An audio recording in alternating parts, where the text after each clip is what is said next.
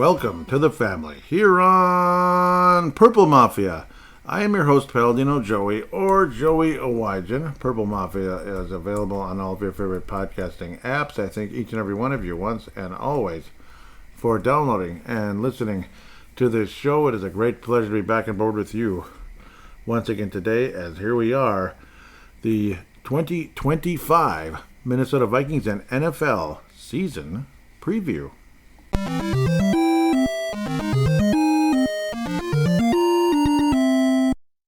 Can you believe it? The NFL season is upon us once again. Baseball's still kind of in full force, or whatever the word you might say. But, maybe not the Twins so much. They have 7-run innings given up against this team or that team. Yeah, well, at least the Dodgers are losing in front of me right now as I'm recording this first segment. That's important to me. Believe me, go Diamondbacks. Any day of the week there. Yes, back to football. Minnesota Vikings season preview is here. A lot of us were very excited forever. The thought of having J.J. McCarthy as the starting quarterback, well, it's upon us. Here it is. And also the Minnesota Vikings acquiring Adam Thielen early before the season. Of course, the Vikings had not acquired. So here's a disclaimer. I recorded the second segment first because I wanted to kind of get going on the actual, NFL preview. So the first segment is like the Vikings preview. The second segment is the NFL preview, and the third segment is what we like to call fan interaction. We'll see how busy that is. There'll be more than some shows, less than others, that type of thing. But disclaimer is that, all right, a 3-run homer. Heck yes. Now they're kicking their butts. All right. Anyhow, that's good. Disclaimer is this: the second segment was recorded before the Minnesota Vikings acquired Adam Thielen. Okay, so that's nice. Adam Thielen is back with the Minnesota Vikings. So, yes, hooray, hooray, Minnesota Vikings fans. You want to celebrate that one a little?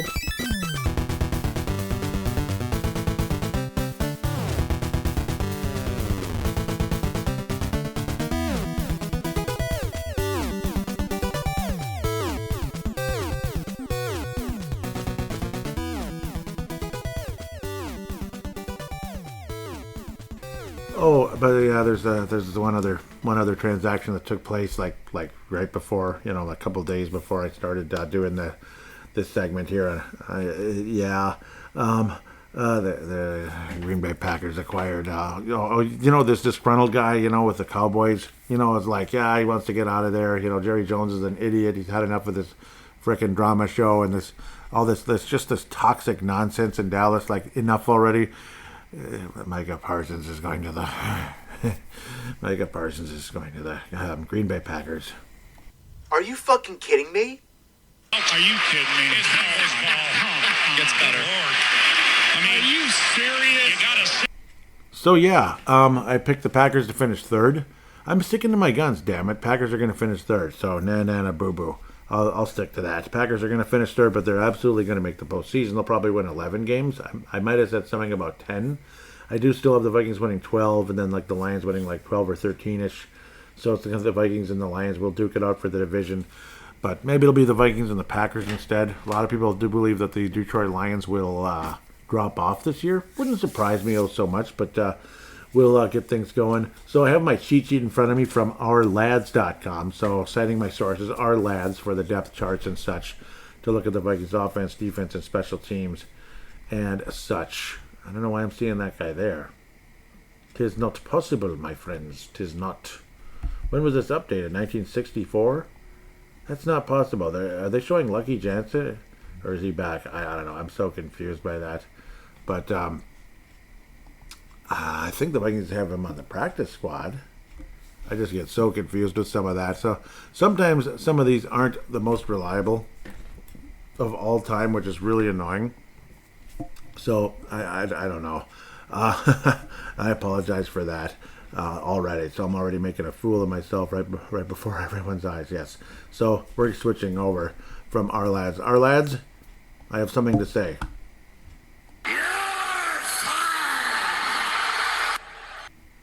Thanks, Vince McMahon. Yes, Vince McMahon chiming in on Our Lads. So let's go to the source of sources, Vikings.com. Vikings.com. If they're wrong, then what are we doing here? Well, quarterbacks, should we open up with them? The Vikings also acquired, and I have been doing videos, Purple Mafia Show on YouTube. So, and also now TikTok, at Purple Mafia Show on TikTok. So brand new, making that announcement right here and right now. TikTok is now it has Purple Mafia on it. So Purple Mafia Show TikTok, it needs love like it needs to breathe. It's got nothing. It's got Paladino Live, Paladino.live, and Freedom of Thought following it. So it could use your love, please. The TikTok and the YouTube has 9 subscribers. You could use a little love, please. Please subscribe to Purple Mafia Show on YouTube. And, if you're new to listening to the show on Apple Podcasts or Spotify or whichever, subscribe there too. How much is it going to cost you? 0. So please subscribe. It's not costing you anything. So thank you for taking the time to listen to the show. Max Brosmer did make it. So, let's open up with quarterbacks. What the heck? It's the most important position on the team and so on and so forth. The starting quarterback for your Minnesota Vikings is J.J. McCarthy. Out of Michigan, of course. We're not talking about any meniscus nonsense or anything else like that, so stay healthy. J.J. McCarthy, cannot wait to see what he can do into the regular season. J.J. frickin' McCarthy, it is awesome. We're finally going to see J.J. McCarthy debut as the starting quarterback of the Minnesota Vikings, so much anticipation there. The number 2 quarterback is not, and I was talking about it on YouTube a week before, because I hadn't been doing Purple Mafia podcast, which is, again, still the main show. But I'd been doing YouTube, trying to hopefully get the blood flowing a little bit there. And obviously shorter shows because it's just videos and such. I could always do full videos as well someday, where it's like doing the show and video together, which is what a lot of successful podcasts have done. Ones that actually make real money out there, like Score North and everything. Score North, Purple Daily. They don't need a shout out from me, but they got it anyway, I guess. That's just a major example. Of course, Justin Day does a freaking awesome job. So in case he's still listening, he called me the OG Purple Vikings podcast, and apparently it's the absolute truth. Might be the OG podcast and sports podcast in Minnesota now, which again, that's been an interesting little thing that's been floating around on Google when you look it up. It's quite an honor to think Purple Mafia is the oldest the longest standing sports podcast in Minnesota. In fact, the longest standing podcast in Minnesota. Anyhow, that's pretty wild. But no, Justin Day, huge shout out to him. He's awesome and does a great job. He really does, and for the podcasting. Number 2 quarterback is Carson Wentz. So, like I was talking about, now that I've been twisting my tongue all over the place, like, who's the number 2 quarterback, Joey? Are you an idiot? Yeah, you probably already know. Anyway, but but it's not Sam Howell. Obviously, he looked kind of like out of sync out there. Didn't really match this offense. Carson Wentz does match the offense, and that's your Minnesota Vikings number 2 quarterback, Carson Wentz, who they should have got in the first place back in April. They should have done that in the first place. I remember thinking, shouldn't he be one of the main guys that would be in conversation? He's 32. He's not 42. He's not Brett Favre 2 years after he had that great season in 2009. It's not 2011 Brett Favre here. Carson Wentz could, has a chance to be a nice backup for this team. And, one of those, a lot of people are imagining like he could be one of those miracle quarterbacks that was a backup that kind of saved the day, like Cunningham and Case Keenum and all them over the course of time when the Vikings go on these crazy runs. But let's hope McCarthy stays healthy and he's the one that takes the Vikings on a crazy run. Another amazing statistic that's been brought up that goes all the way back to 1998 when the Minnesota Vikings have a schedule against particularly against the Baltimore Ravens and other teams in that division over there in the AFC. Baltimore Ravens, obviously, again, AFC North, that's what it is. Whenever we compete against the AFC North, which is every 3 years or 4 years, back in the day it was every 3 years, now it's every 4, because obviously the NFL was aligned different back then. I believe it might have been the AFC Central back in those days. Maybe, or no, I think it was the East, actually, back then, because it's Baltimore, for Pete's sake. That the Minnesota Vikings, when lined up with that division, since 98, have gone to the NFC Championship game or fired the coach in every single occasion. So there was a couple times where the Vikings fired their coach quickly because Leslie Frazier didn't last real long. In 1998, the Minnesota Vikings went to the NFC Championship game. Thank you very much. 2001, the Minnesota Vikings fired Dennis Green. 2005, the Minnesota Vikings fired Mike Tice. 2009, the Minnesota Vikings went to the NFC Championship game with, of course, Brad Childress. Now, 98, of course, was also Dennis Green, but yeah, Brad Childress and the Minnesota Vikings got to the NFC Championship game and probably should have won the Super Bowl that year, but they injured Brett Favre's ankle. Adrian Peterson fumbled like 55 times. That stupid wide receiver that was disappointing fumbled at least once and almost fumbled 2 or 3 times more. That would be Bernard Berry, and what a bust he was. What a bust. Gosh. Chester Taylor even fumbled once, I think, at one point. Maybe he recovered his own fumble, but it was like, it had all of us like with our heart in our freaking throat. It was scary, man. Like, oh my God, this is BS. We should be blowing these guys out. And we didn't. We just didn't blow them out. We lost. Yeah, we lost. Yeah, and then the Saints pretty much kicked the Colts' butt the next week because the Colts were kind of like, bloated a bit. They weren't as good as their 14-2 record. But I'm not bitter about that season at all. I have no bitterness whatsoever towards 2009 now. I'm finally over it with the Saints because the entire toxic son of a blank lineup is now gone. Obviously, going all the way to the coach and Drew Brees and all them. I'm not a big fan of Kamara. He pretty much rubbed it in our face like every time he did anything good, particularly on Christmas Day a few years back when the Vikings sucked and the Saints were still okay. But anyhow, continuing. 2009 NFC Championship game. 2013, Leslie Frazier, fired. Fired! Me, you're fired. 2017, Minnesota Vikings NFC Championship game. Mike Zimmer. And got blown out by the frickin' Eagles. Yeah, that was terrific. It's just epic stuff. 2021, Mike Zimmer fired. Horrible season, toxic, everything. They still won 8 games, but it was a toxic frickin' environment. It was a waste of time winning games against bad teams anyway. Or just like slightly overachieving at the last second when it didn't matter anymore. Thank you very much. Well, they won it for Mike. Yeah, sure they did. They didn't like him that much in the end, and he didn't like them. When the owners asked, do you want to address the team upon him being removed from his position, Mike Zimmer replied with, hell no, they got me fired.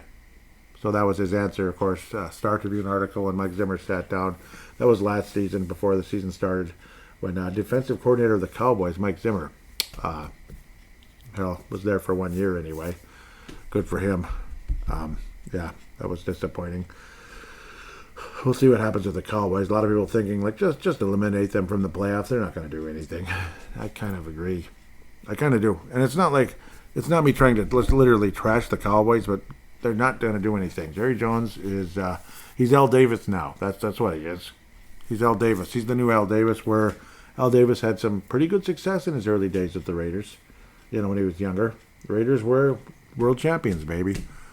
Be it Oakland and Los Angeles, they were world champions.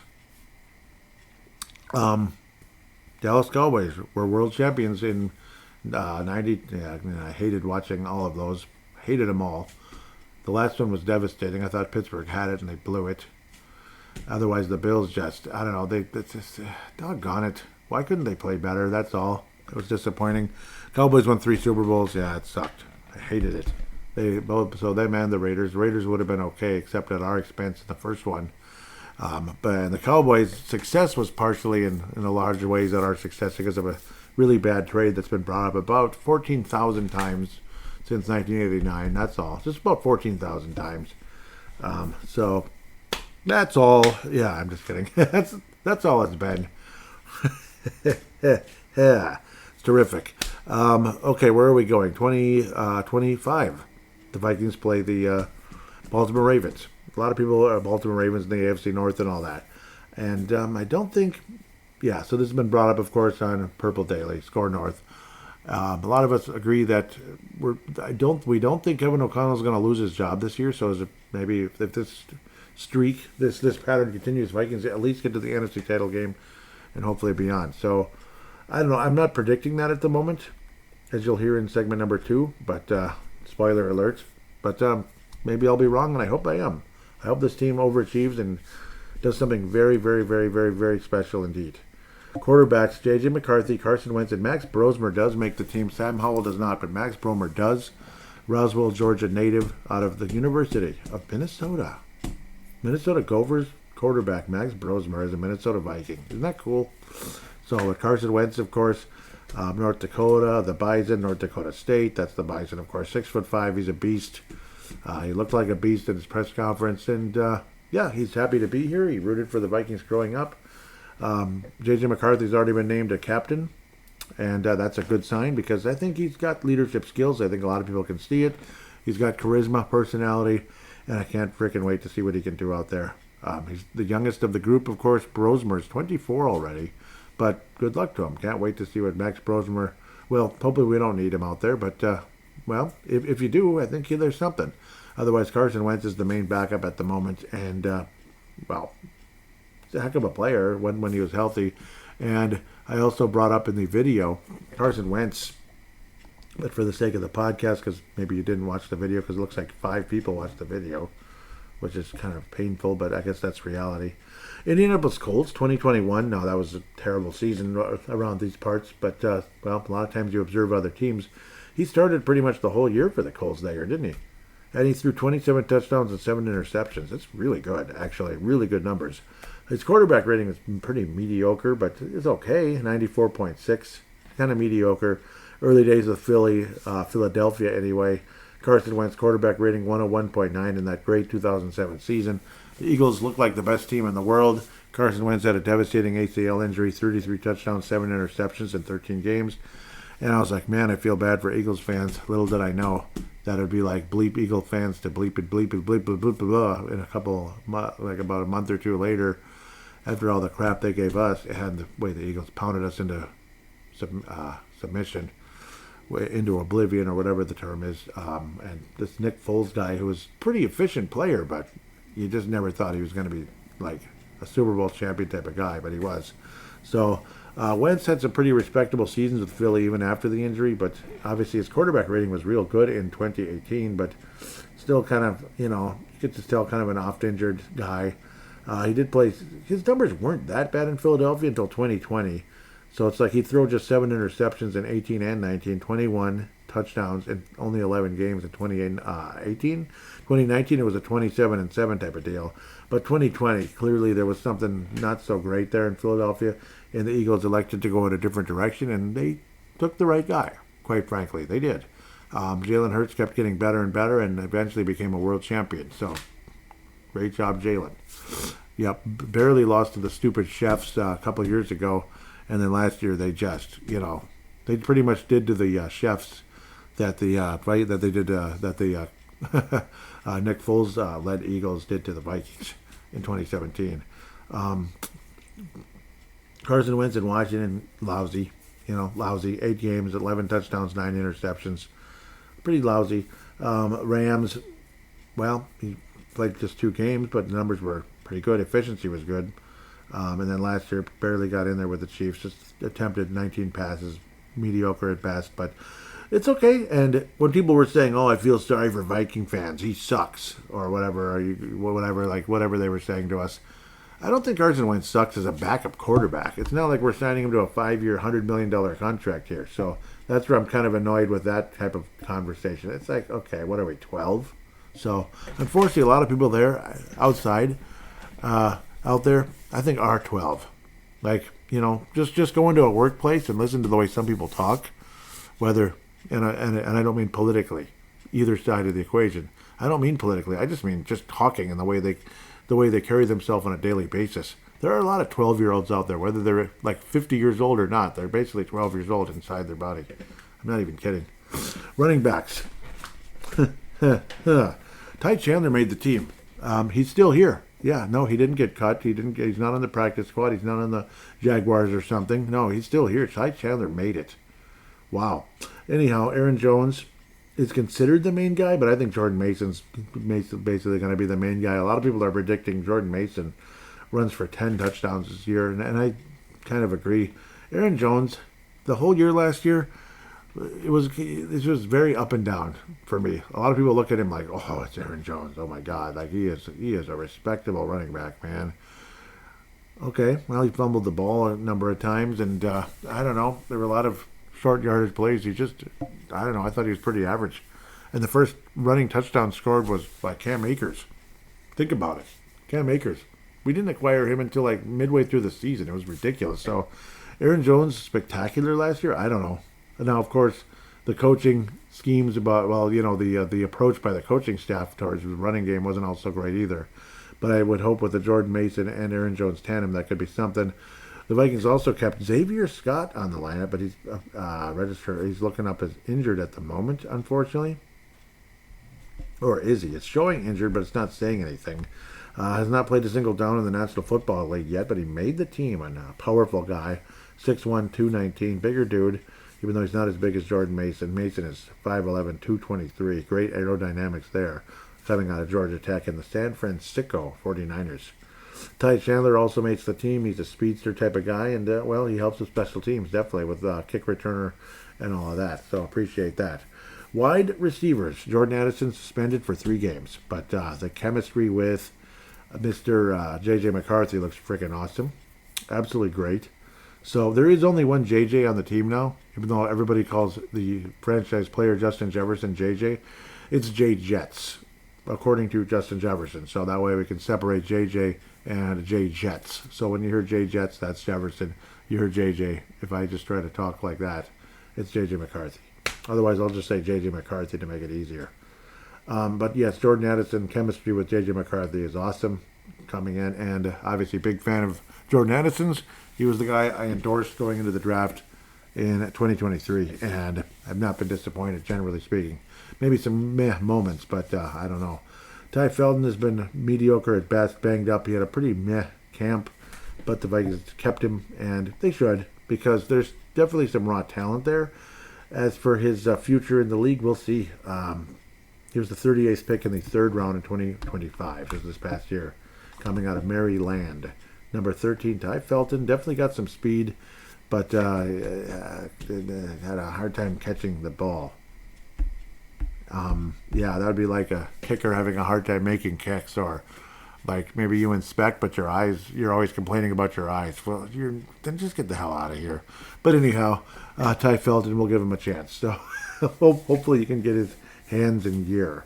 Jalen Naylor has been pretty meh as well, and he's had like a hand injury, so that's kind of annoying. I don't know, like he'll pop up once in a while, and then he'll just suck. He'll just drop like the easiest, he'll be wide open for a 3rd down pass. Oh, it's a 1st down. Here we go. He dropped it. Oh, you son of a... Come on, man. Okay, Ryan Wright, out you go. Let's go. Punt the ball. Thanks a lot, Jalen. Take a seat. Doggone it. That's pretty much about been the story. But then it's like, oh, Jalen Naylor, that was a great play. It's kind of back and forth. Like 21-yard gain, there it is. Big touchdown or whatever. He had some moments early last year and got crappier as the year progressed. We'll see what happens with Jalen Naylor. I don't hate him at all, but I want the Vikings to sign. Like I said in a short video I made about Adam Thielen recently, I want KJ Osborne. The Washington Commanders cut KJ Osborne. I want KJ Osborne, dang it. Please, 600-700 yard receiver kind of guy. KJ Clutch, he's also known as Mr. Clutch, I believe. Can we please sign KJ Osborne? Please. He's a free agent. He's available. Please. Otherwise, Miles Price, he's had some moments with returning the ball. Of course, the other guy out for the season, I believe we talked about. Did I talk about him on the last episode? I don't think I did. The other guy that got hurt and was really a shame. They're not showing him. Moore from Arizona. Yep, it's too bad. Definitely had some capabilities. They had some abilities, but then got hurt, and it was really sad. Yeah, I just clicked on injuries. And, Harrison Smith has some kind of personal injury. I have no idea what that means. So, that's none of my business. I don't know if he's... I don't know. I'm not going to speculate. I'll just be quiet. They're not showing him, but it's more. Yep, out for the season with, probably an ACL, probably. Christian Darrisaw still considered questionable with ACL, MCL. Jalen Naylor, hand. Levi Drake Rodriguez, who people are really impressed with, ankle, questionable. Jordan Addison, suspension. Justin Jefferson, hamstring. I didn't even talk about him yet. Even Xavier Scott's had ankle issues. Ty Felton, arm. Questionable hands in general. Catch the damn ball. Gavin Bartholomew, pup return, so he'll be back, as will... wasn't there another player with that same thing. Ender Van Ginkel, questionable, undisclosed. Okay, that's cute. But anyhow, yeah, it was Moore, though. Rondell Moore. Yeah, big damn shame with the injury there. And I feel for him. I really do. Damn it. I really feel bad for Rondell Moore. Miles Price, yes, we talked about him a little bit. He's a rookie from Dallas. Yep, he made it. He was a bit of a surprise choice, but congratulations to Miles Price with the Vikings at the moment. Indiana, yes, hasn't done a dang thing yet in the league, but had some cool moments, so we'll see. Young guy, of course, 23, I do believe. Adam Thielen, yep, he's considered the number 2 receiver at the moment. Should be the number 3 as the season progresses, and I still think the Vikings should consider getting KJ Osborne. Please.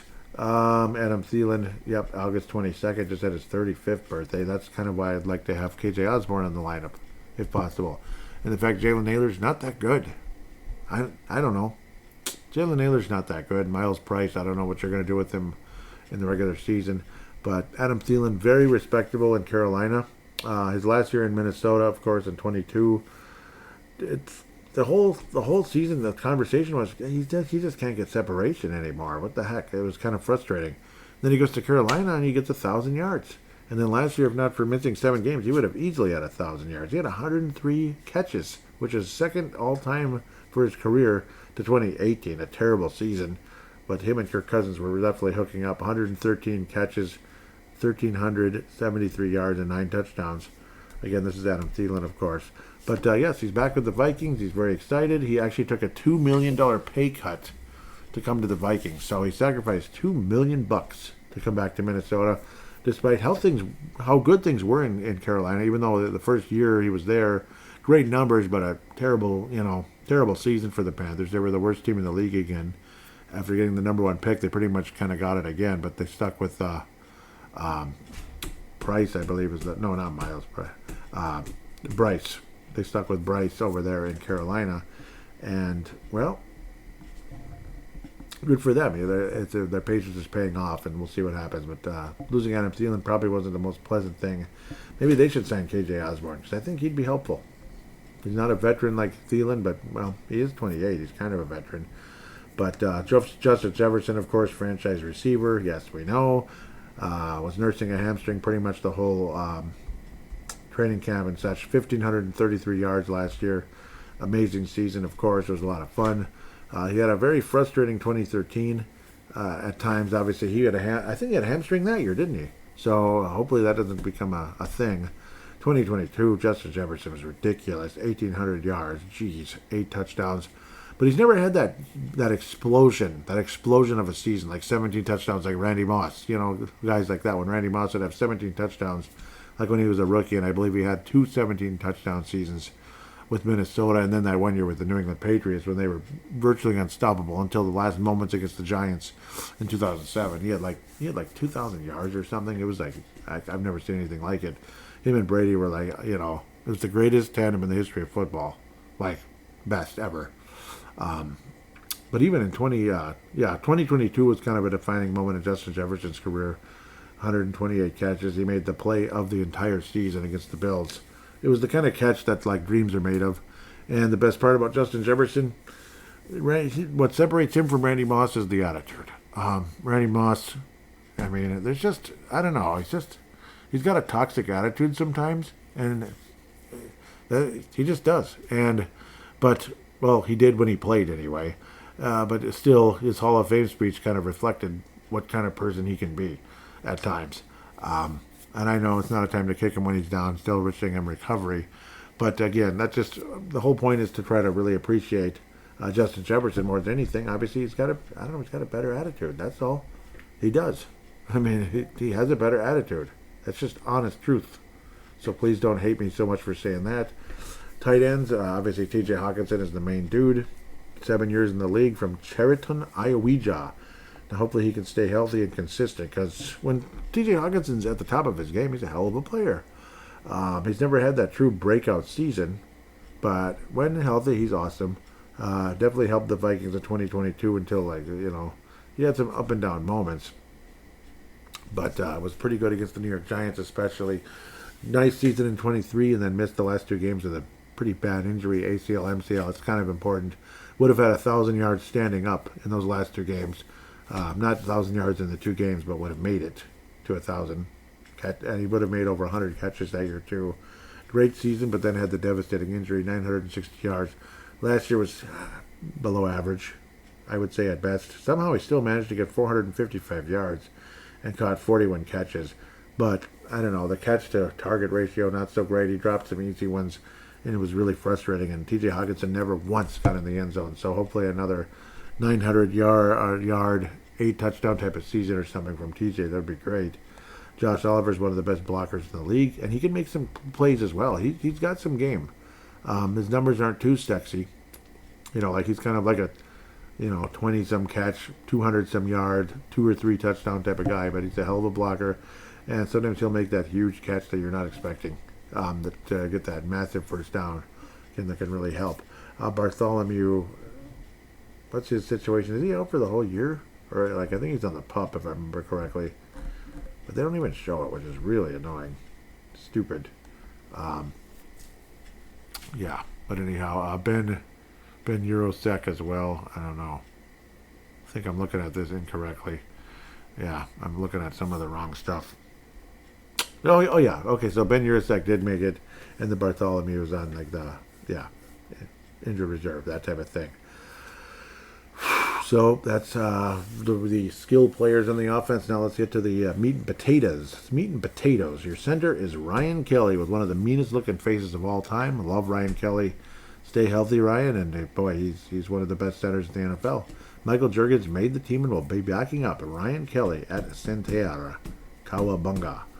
Left guard, number 74, Donovan Jackson, first round pick this past season, is your left guard, and hopefully we finally got it right this time.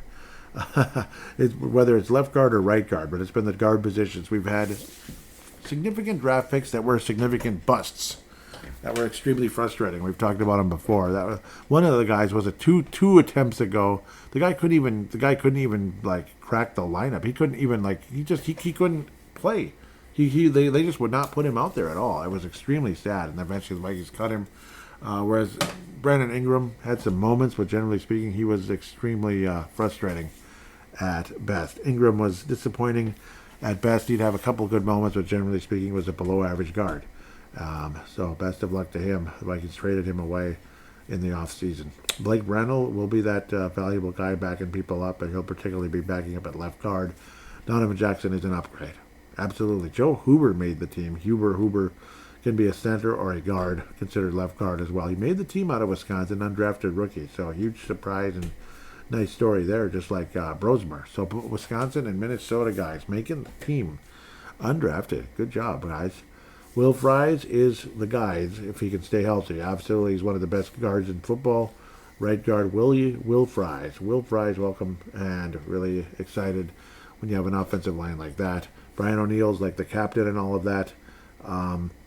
At the right guard position, or right tackle position, Walter Roos also can be he's been considered the number 2 right tackle. He's a pretty nice prospect who was on the team last year, but obviously didn't see a whole lot of action. But definitely a developing prospect in the future, especially if guys get hurt or as they get older and older. Brian O'Neill's pushing 30 already, which is really weird. But he's definitely he's been a team captain for years now. Definitely a leader and a really nice right guard. Obviously, he was a borderline miracle pick years ago when the Vikings were in a lot of ways reaching. You got to get some tackle here. You got to get something to bolster this offensive line. It was complete poo going into 2018, if I remember correctly. Yeah, I mean, it's just please. They reached and reached and reached. Okay, yeah, this guy's got some talent. It's just going to take a while. He's a former team, and he's just converting from a tight end into a tackle. He's already starting, and he's really good. Holy crap. And that's pretty much been the story ever since. That was awesome. So, Tristan Darrisaw is considered one of the best left tackles in the entire world. An all-pro type of guy. Had that devastating injury against the Los Angeles Rams in our second regular season loss, if I remember correctly. It kind of went the same way. We ended the regular season with a loss to Detroit. That cost us the division and home field advantage. And then you play LA right afterward, and we got crushed. so stupid and frustrating. Just don't play the Rams or Detroit this year, I guess, right? No, I'm just kidding. Maybe we'll be world champions otherwise. Maybe. I don't know. But hopefully Christian Jericho is able to recover fully. Otherwise, it's going to be fairly interesting for a day or two. But yes, happy to have Christian Jericho back. Justin School made the team. He was a bit of a semi-surprise as well. He'll be backing up Christian Jericho, left tackle. Exciting. Exciting. Defense, well, offensive linebacker, outside linebacker Jonathan Gennard, considered one of the best pass rushers in the entire league. He'll be backed up by Chaz Chambliss, cool. Jonathan Allen, a veteran defensive line in the middle there. Yep, obviously very nice acquisition in the offseason. Really appreciate him if he can stay healthy. Levi Drake Rodriguez, people really high about him. Obviously a nice draft pick that might end up really being something here. He's been showing some serious progress in the training camp and preseason. Elijah Williams, considered also at reserve, who made the team. Jalen Redmond will be starting at the other defensive line position, and then Javon Hargrave, another one. Again, veteran guy who we hope can stay healthy. Be backed up by Tyrion Ingram Dawkins. I'm just kidding. Yeah, Dawkins. Andrew Van Ginkel, the other outside linebacker, starting, who obviously is a hell of a pass rusher, but can jump in those lanes and intercept those passes for some spectacular big moments that can change everything. Dallas Turner, expect him to get major snaps this year, and he better. And if he doesn't, that'd be really disappointing, considering we gave up a lot to trade up to get him right after drafting J.J. McCarthy in the spring of 24. One of the nicest days of all time. Kind of took the day off work that year, or that day took, it was if you work second shift, you're taking that day off when it's the 2024 draft, and it was like J.J. McCarthy or whoever, Drake May, whatever we're going to do. Weather-wise, it was one of the most impressive days in history. I mean, it was just gorgeous. Heck, I thought today was as well. Saturday, August 30th is when I'm recording this first segment. So, just giving you that. Dallas Turner, obviously, hopefully, he can take that major step this year and become one of the better pass rushers in all of football, or at least be in the upper echelon. Bo Richter is considered the third stringer. Congratulations on making the club, of course. Blake Cashman, considered one of the MVPs of the defense because he was, totally valuable. One of the best tacklers on the team. Absolutely a necessary guy. At the regular linebacker, you could say inside linebacker, like middle linebacker, inside linebacker. Eric Wilson and Austin Keys will be behind him. Ivan Pace Jr., considered a starter again. Freaking awesome.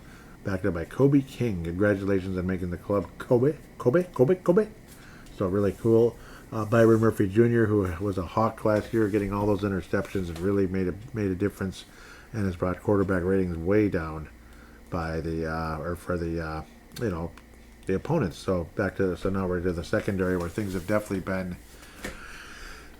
thin, and it's really kind of sad. The Vikings at the moment have 4 cornerbacks in the secondary, so you got to think there's going to be some kind of veteran signing, and maybe somebody else gets released. Unfortunately, one of these other guys, maybe one of the linebackers. Unfortunately, you don't want to wish anybody to lose their job. You really don't. I don't. I mean, if some of you are like, who cares? I care. I think it's sad. Getting cut is not fun. I can't even imagine that awful feeling. But it's kind of like, if you're a third string guy, I mean, it's it's an uphill battle. It just is. That's just reality when it comes to professional sports. National Football League is no different, let me tell you. Byron Murphy Jr. and Dwight McGlothern on one of the sides. Isaiah Rogers and Jeff Okuda, of course, making the team and showing some promise, but of course kind of banged up at times. You can't always trust his health. Isaiah Rogers is thought very, very, very, very highly of. But Vikings should consider bringing in someone. Though they did bring in Moreau. They brought Moreau back. I know that name has been out there. So that's a good thing. Excuse me. Yeah, like nobody's showing it at the moment. But not sure what the deal is there. It's very strange, actually, to say the least. Why the Vikings haven't brought some of these guys in. Theo Jackson is more of a safety, but he can play corner, obviously. But no, he's a safety. Harrison Smith and Jay Ward. And Harrison Smith is some kind of personal thing, so I'm not sure what's going on there. Joshua Metellus, who was friggin' awesome last year, and Theo Jackson. And Tavier Thomas made the team. Good job there by Tavier. Will Reichert and Ryan Wright are your kickers. Place kicker is Will Reichert, of course, second season. Ryan Wright's been here a good 4 years already. Big guy who can really have some moments at times. Ryan Wright is the holder. Andrew DePola, again, great long snapper. Kick returners are considered to be Ty Felton and Ty Chandler. So Ty. Great. They're not from Thailand either. That's the interesting part. See what I did? See what I did there? Okay, just kidding. Punt returner is Miles Price. Some people see him as another Marcus Gerald's hopefully. So hopefully he can be. Eventually, Marcus Gerald became one of the most boring punt returners in the history of football because he would just fair catch it. But at least he didn't fumble. So thank you. No, he really didn't. So he was very valuable about hanging on to the ball. But I was always a Marcus Gerald's kind of a fan for a while. It's just he became a very boring punt returner.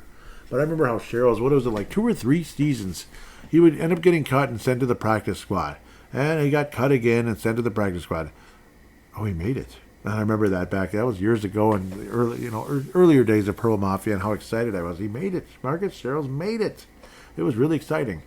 And then he got to play a tiny bit of corner early on because, well, he was considered a cornerback. And then eventually it was just like, he's pretty much like a designated returner, punt returner specifically. He was pretty good at it for a while. But so that's your Minnesota Vikings lineup at the moment. I do believe that, some of this, it just feels like incomplete to me, and it's driving me nuts. And of course, again, the only 4 cornerbacks is really annoying. And it's not showing this that they brought back Moreau. Remember the guy from Fabian Moreau, practice squad. So we did sign him to the practice squad, Fabian Moreau. So he's like a not Justin Morneau or anything, or Fabian Morneau. There's no N. It's everything but the N. So practice squad, we can get to that, I guess, right about now. Feels like there's more than you think. Obviously, certain guys getting cut, including Lucky Jackson. But let's get to the practice squad, shall we? Gabriel Murphy cut, but practice squad, yes. So Vershawn Lee, guard, practice squad. Bryson Nesbitt, practice squad, tight end. Guard was Lee. Nesbitt's a tight end. We signed a safety, Khalif Halesi, practice squad. Zamaya Vaughn, cornerback, practice squad. Taki Tamani. Yep, I remember he's like one of those guys again that we Taimani, and another Thai, right? Taimani that we cut, but practice squad. Tim Jones we cut, practice squad. Wide receiver, defensive line for Tamani, wide receiver for Mr. Tim Jones. Yep, familiar guy there. Jonathan Harris, defensive line, practice squad. Tight end, Nick Vanett, practice squad. Tyler Batty, placed on injured reserve, designated for return, as was Ham. Yep, that's the other one we didn't bring up as well. Old Green Eggs and Ham. So, yes, Ham was designated for the practice squad, of course. That's our guy, CJ Ham, the former, from Duluth. He's not former. Hopefully the Vikings end up keeping him the fullback, is what I'm trying to say. That's where the F is coming from. So, don't know what the F I'm talking about. Isn't that funny? So, Dante Fleming, wide receiver, practice squad. Max Percher, tackle, practice squad. Good job there. Fabian Moreau, veteran cornerback from Denver and such. Yeah, practice squad. So that's an emergency kind of guy, I guess. I mean, he's nothing too special, but I don't think he's that bad. Doggone it. Never mind. I'm not confused. I'm not. Reddy Stewart, get ready to roll. Reddy Stewart, acquired by the Vikings, claimed by the Vikings from Dallas. So, not sure what's going on there. They're not showing him in the depth chart. But Reddy Stewart better get ready to roll because, well, I don't know. He's played one game and made one solo tackle for the Chicago Bears in 2024, but he also forced a fumble. Pretty wild little stuff there. Interesting. College Troy, is that in Italy? Okay, I'm just kidding. I know. I know. I just want to joke about everything, don't I? Otherwise, yep, these other guys were cut. Yep, CJ Ham, placed on injured reserve, designated for return. So, he is designated to return. He's not like gone or anything. I do believe the Duluth native C.J. Ham, who's now over 30 already, will be the Vikings fullback again. And I like C.J. Ham. I'm a fan. The Vikings also added a couple other names here. Yeah, there are definitely more. What the heck? I just want to make sure what I'm looking at here. Yeah, Adam Thielen, the trade. So also the prospects of the trade. Let's see if we can get it all together here. Like I remember having it. Yeah, the Vikings basically traded down, kind of like it's like you kind of traded down twice, basically with the Carolina Panthers. That's kind of part of it, but I just want to pull it up to get the exact parameters here. I had it up too, and I don't know what I did with it. Stupid. Okay, yeah, this is the same screen I was looking at before. Carolina will receive a 2026 fifth-round pick and a 2027 fourth-rounder. So there's that.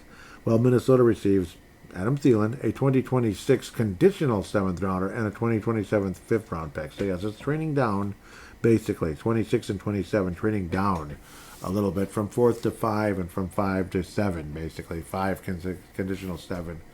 That type of thing. And also, it's been noted that Adam Thielen has taken a $2 million pay cut also, along with his trade. It's coming back to Minnesota, and there's a cute little video with his little girl saying, "We're going home, we're going home, we're going home." So, yes, you came home. Thanks. Gabriel Murphy, who was a bit of a surprise cut, is on the practice squad. So, good. At least we were able to get him and not have to lose him to getting claimed. So interesting how the Vikings wound up getting him on the practice squad. So we'll see how that lasts. We'll see how that turns out. Lucky Jackson, who was cut, did wind up in the practice squad. He had a pretty lousy preseason. So a lot of people disappointed with old Lucky. He was unlucky Jackson. Guard Henry Beard also signed to the practice squad. Jeshwin Jones, practice squad signing. And Kavon Wallace, very recently, just yesterday, signed. He's a safety. Kavon Wallace to the practice squad. Welcome, Kavon Wallace.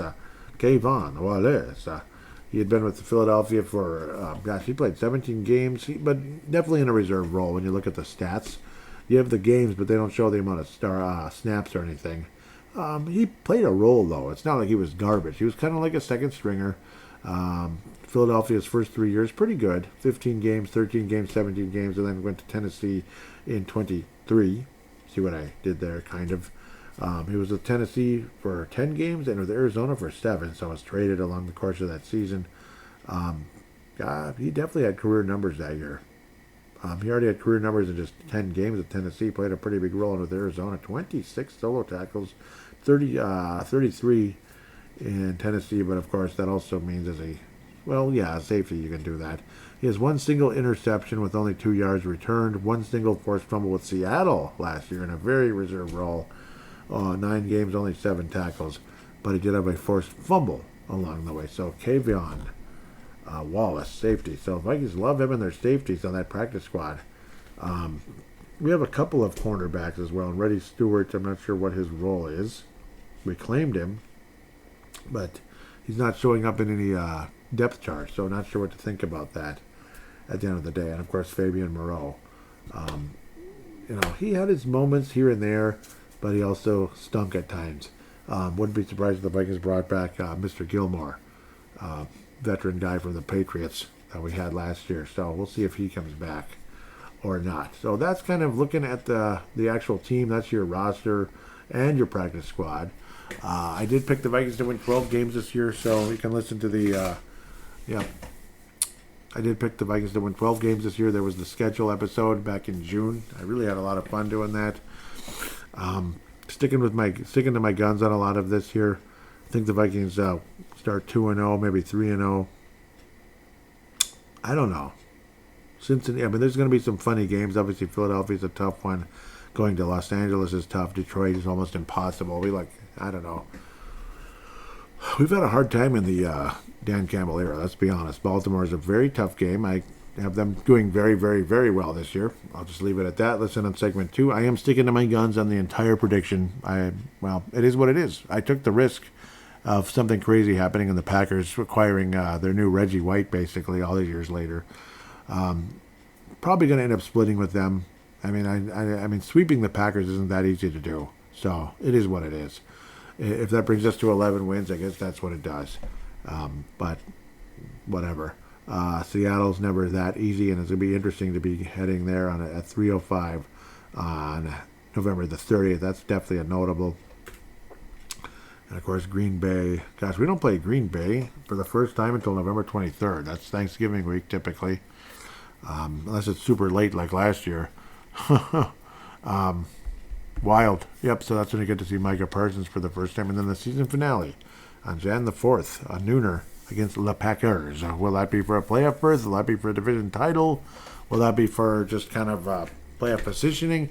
Or will it be everything's in place and we're all just kind of sitting guys out so they don't get hurt? So, I don't know. We'll see what happens. Detroit and Green Bay for your two season finales. That's tough. At Dallas, at the Giants, you better win both of those as far as I'm concerned. Washington's an interesting one. So December on pretty much. Well, really the end, gosh, you could argue, pretty much November to the end of the season is fascinating stuff. And even really after the bye week. Gosh, after the bye week, the Vikings are on the other side of the world pretty much. You get London with Pittsburgh and then Ireland with Cleveland. I do believe that's what it is. And then you get the bye week.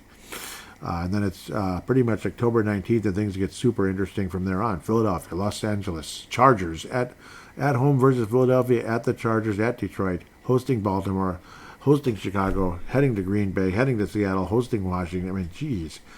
Dallas, New York are not impressive teams. I think the Vikings need to win both of those no matter what. You've got to win in Dallas. Stop bleeping around and losing to the Cowboys. You got to beat them. Micah Parsons isn't there. They did get Kenny Clark in return. So there's that. That's what I had pulled up. It's actually the Packers deal here. So Parsons also signed a 4-year, $188 million. That's insane. 136 is guaranteed. So congratulations to the big bucks there, I'm sure. Highest paid non-quarterback in NFL history at $47 million per year. I mean, Parsons is a machine. He's insane, but geez, that's expensive. Whew. Anyhow. The Cowboys are trading all-pro edge rusher Micah Parsons to the Green Bay Slackers in exchange for a compensation package of 2026 and 2027 first-round picks.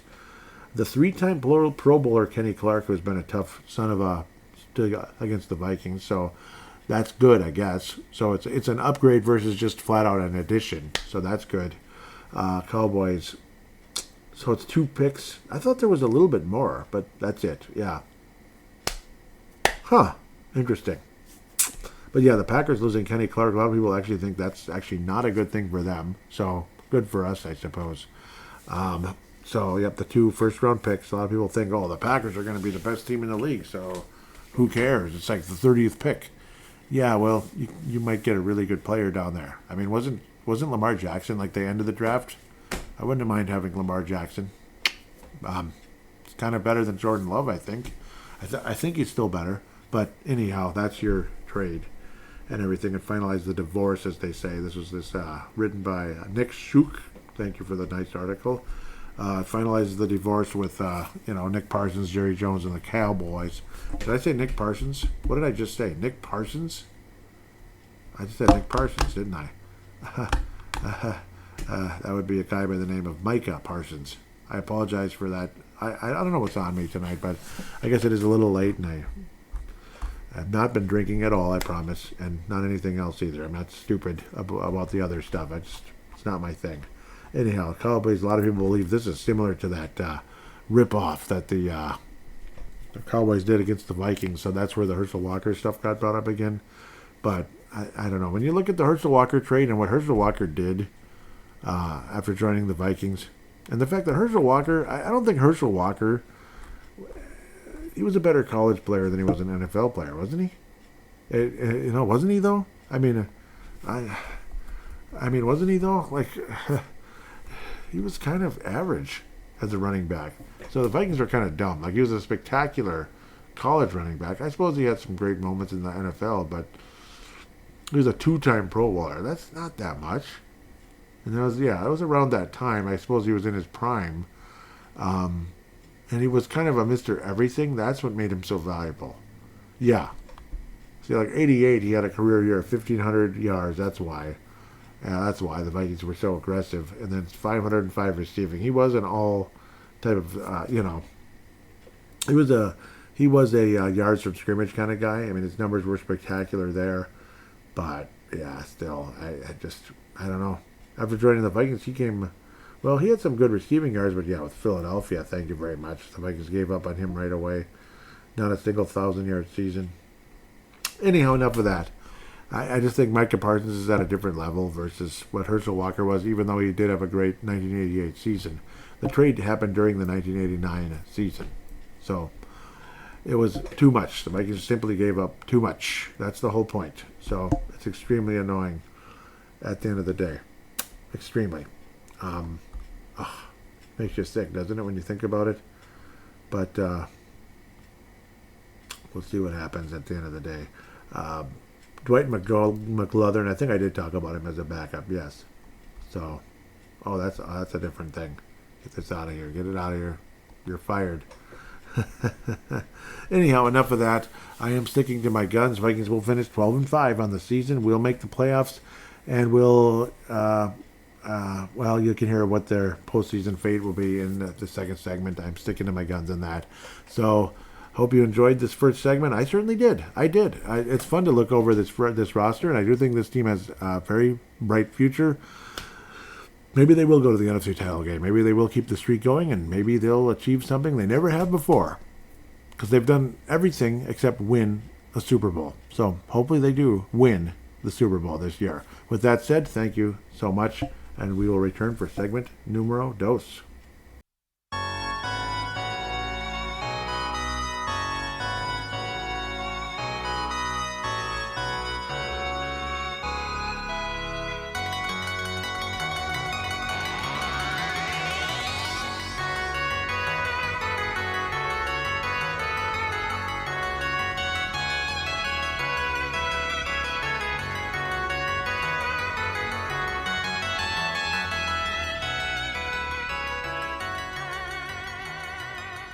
And we are back here on Purple Mafia. Going to look at the NFL predictions, kind of like the league in general, and where things are going to go. This has been quite a tizzy, kind of a twister, figuring out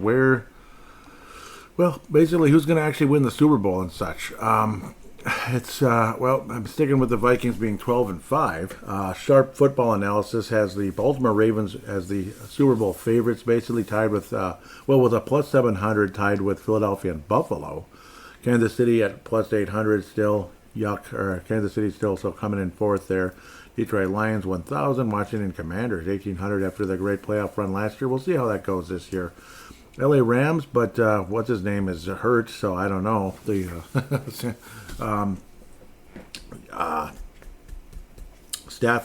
Stafford. I'm getting Sam Bradford and Matthew Stafford mixed up forever. I don't know why, but other than their number one picks, and they both played for the Rams in their career. Anyhow, plus 2,000 for Los Angeles. I don't think that's going to last, though. Again, with Stafford. Packers are ranked actually ahead of the Vikings. It's probably because of the rookie quarterback in Minnesota, I suppose. Packers, 8th. Cincinnati Bengals, of course, Joe Burrow. They need to improve that defense, plus 2,000. So that's kind of weird how they're ranked a little different. But I guess that's power rankings. Denver Broncos, 11th. Los Angeles Chargers came in 10th. Broncos, 11th, plus 2,500. Tampa Bay Bucks, plus 3,000. The Vikings actually have a better odds, but the Bucks are ranked ahead of the Vikings, 12-13. Vikings 13, 2,500 odds to win the Super Bowl or to be there or whatever. So pretty interesting. Saints are all the way at the bottom at 30,000, and Indianapolis Colts plus 10,000. That'd be Daniel Jones there, and Cleveland Browns plus 30,000. So interesting. It's also cool that there's a schedule where the Pittsburgh Steelers visit the New York Jets. Not too confident in the Steelers doing a whole lot. Maybe they'll squeeze in to the wild card. But that's about it for overall possibilities. Hard to say there. But definitely teams in the NFL, there's some that are oozing potential. The Miami Dolphins, when you look at, so we're going to go to the AFC first. We'll say AFC East, Miami Dolphins. Well, I don't know. Are they a wild card team? Maybe. It's kind of hard to say because of I mean, Tua when healthy is fantastic. Sometimes it's like he's like a miniature Patrick Mahomes in a way. Spectacular numbers, but then the injury history, multiple concussions. And then when you talk about the postseason, the fact he just can't handle the cold, I don't know what to say about that other than it's ridiculous. Dolphins pretty much have to have home field advantage throughout the postseason. And, sometimes it gets a little bit cooler in Miami, even, believe it or not. So, kind of dumb. Patriots, I don't really see them as a playoff team, but Vrabel, I do believe, is a nice upgrade. And they sure put a number on the Minnesota Vikings in preseason game number 2. I had a video about that recently, kind of ranting about Sam Howell a bit. Remember to check out, again, the YouTube page. I'll probably be saying that off and on throughout this episode, so I hope it's not annoying you too much. Just Purple Mafia Show on YouTube. It's up there. Please subscribe, please. Jets, I don't think so. Don't think they're a playoff team. Buffalo absolutely is a playoff team. At the end of the day, they absolutely could and should and will win the AFC East. So there you go. Buffalo makes the playoffs for sure and wins the AFC East.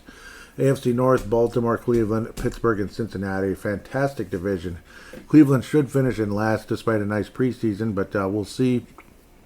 You might see Shedeur Sanders as the main quarterback at some point going forward, and don't be surprised. Nice fifth round, sleeper pick. I guess it's not a sleeper, obviously. He was supposed to go in the first round, but, obviously saying just utter arrogance going into the draft. It's kind of a dumb attitude. Just stupid, just like an entitlement, sense of entitlement. Obviously turned off enough teams that he dropped all the way to the 5th round, and the Cleveland Browns of all teams. So we'll see how that all turns out. But I do think the Browns do not make the postseason. I don't think Aaron Rodgers and the Steelers make the playoffs, but maybe they will. Maybe you'll see 3 teams in the AFC in the postseason, or AFC North anyway. Baltimore, Lamar Jackson and all that, they probably should be the favorites to win the division. Cincinnati, I mean, they've been to the Super Bowl, of course. That's one thing Baltimore can't do in the Lamar Jackson era so far. It just has not happened.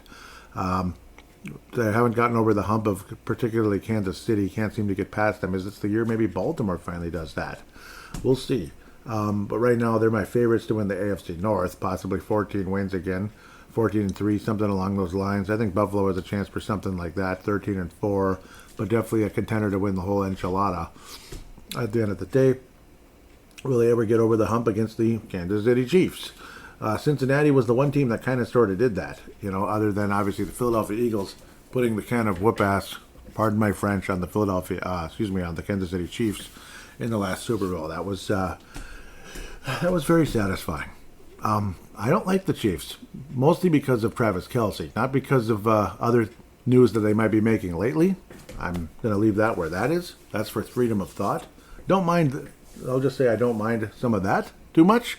But Travis Kelce and that other person, I just don't like either one of them. I've never been a fan of that other person that, people call a singer, and I don't know, I guess you can call her that. I'm not sure I agree. I think her music sucks before I even knew the heck she was. That's how bad her, I'm just not impressed. Anyway, Cincinnati. It was the one team where they called it Burrowhead and stuff, and that's when Travis Kelce really, I had enough of his arrogance when the Chiefs beat the Bengals. Was it ultimately to get to the Super Bowl and beat the Eagles by the skin of their teeth? I remember that year. Very frustrating. Travis Kelce running his big mouth as they barely got past the Cincinnati Bengals and showing off and all that. That was the end of that. I'd like to see Cincinnati have a possibility of getting past them, but that defense the last couple of years is frightening.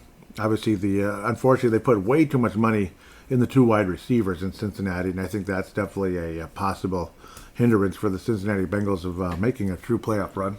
I mean, the offense could be 98 Vikings-like, but it also could be, the defense kind of undoing them in the end. And I don't think the Vikings defense helped them against the Atlanta Falcons in 1998. It didn't. They didn't make the key stops they needed to down the stretch.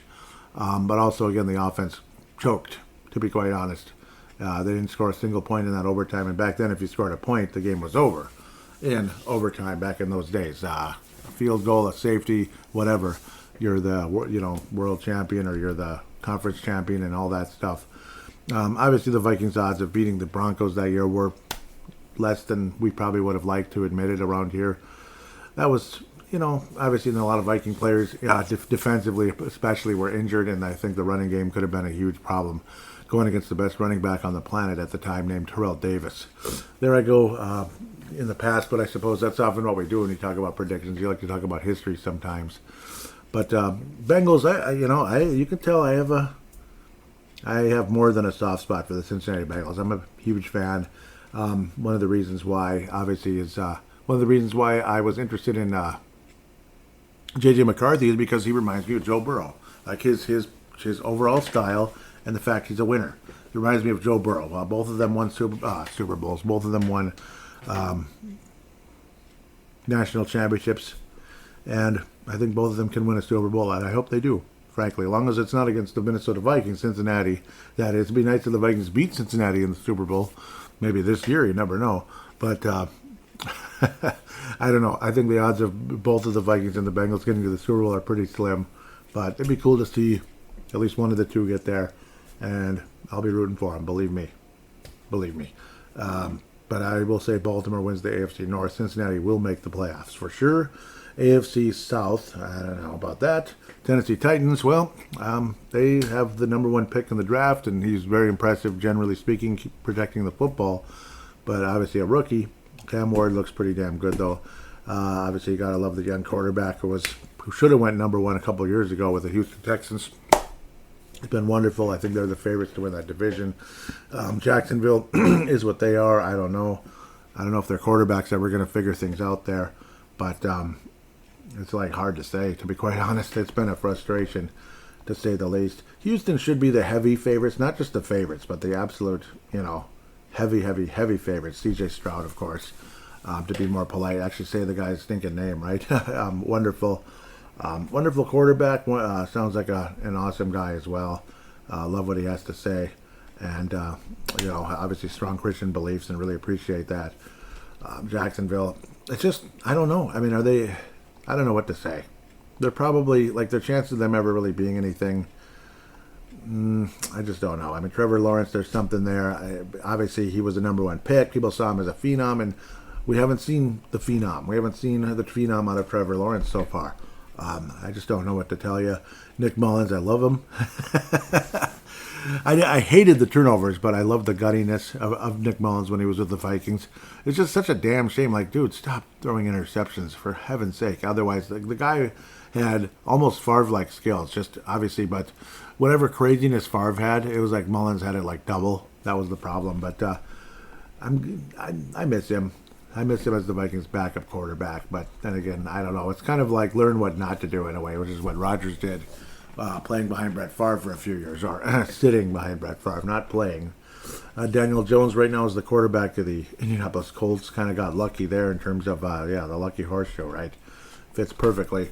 Just like when, when Andrew Luck, ooh, isn't that perfect luck with the lucky horse show? We always imagine how funny that was. And then, unfortunately, Richardson just kind of oft injured. Some people thinking the Vikings should try to buy low, and that's not the dumbest idea, but it'd be a little weird, I think, bringing in a prospect like that to play behind J.J. McCarthy. That'd be kind of strange. Otherwise, Daniel Jones, good luck there. We'll see what happens. There are definitely some talented players like Jonathan Taylor, who's spectacular. But I don't know what the Colts are doing, frankly. Houston Texans win the division. I'm not sure if anyone else there makes the postseason. In fact, I'd be kind of shocked. So I just would. Obviously, Baltimore and Cincy. So Baltimore wins the division. Cincinnati wild card. Buffalo wins the division for sure. That's 3 teams, so we need 7 total. So good luck with that. The Dolphins might be a wild card team, but we'll see. AFC West, there's at least 2 teams here, maybe 3. Actually, I'll probably make the playoffs, I think. Not the Raiders, sorry. I don't think the Raiders make it, but 3 of them will. So that'll get you to 6. And if you add the Dolphins, there's your 7. So I think that's where I'm leaning right now. Dolphins will be a wild card, but they're not going to, I like the Dolphins, but I don't think they're going to do anything at the end of the day. Yeah, the frickin' Chiefs will win the frickin' division. I don't want it. I mean, I'm praying to God, like Denver or LA Chargers emerge and get the job done. Mr. whatever his name is with the Chargers, Justin Herbert, he's been, I just don't know. 1 minute it's like, there he is, franchise quarterback, stud. And then next minute it's like, I don't know, he threw for 200 yards and a touchdown and an interception. Is he that exciting? I don't know. I guess. Trey Lance is the third stringer there, so Trey Lance becoming that journeyman third string quarterback. Taylor Heineke, Mr. Mankato type of guy, Mr. Mankato finalist type of guy on the Mackey and Judd shows or Purple Daily or whichever over the years as the backup in Los Angeles. I want to say San Diego so bad. Do you know how bad I want to say San Diego? Please tell me. Tell me just how bad. Excuse me, Taylor Heineke is now 32. Herbert's already 27.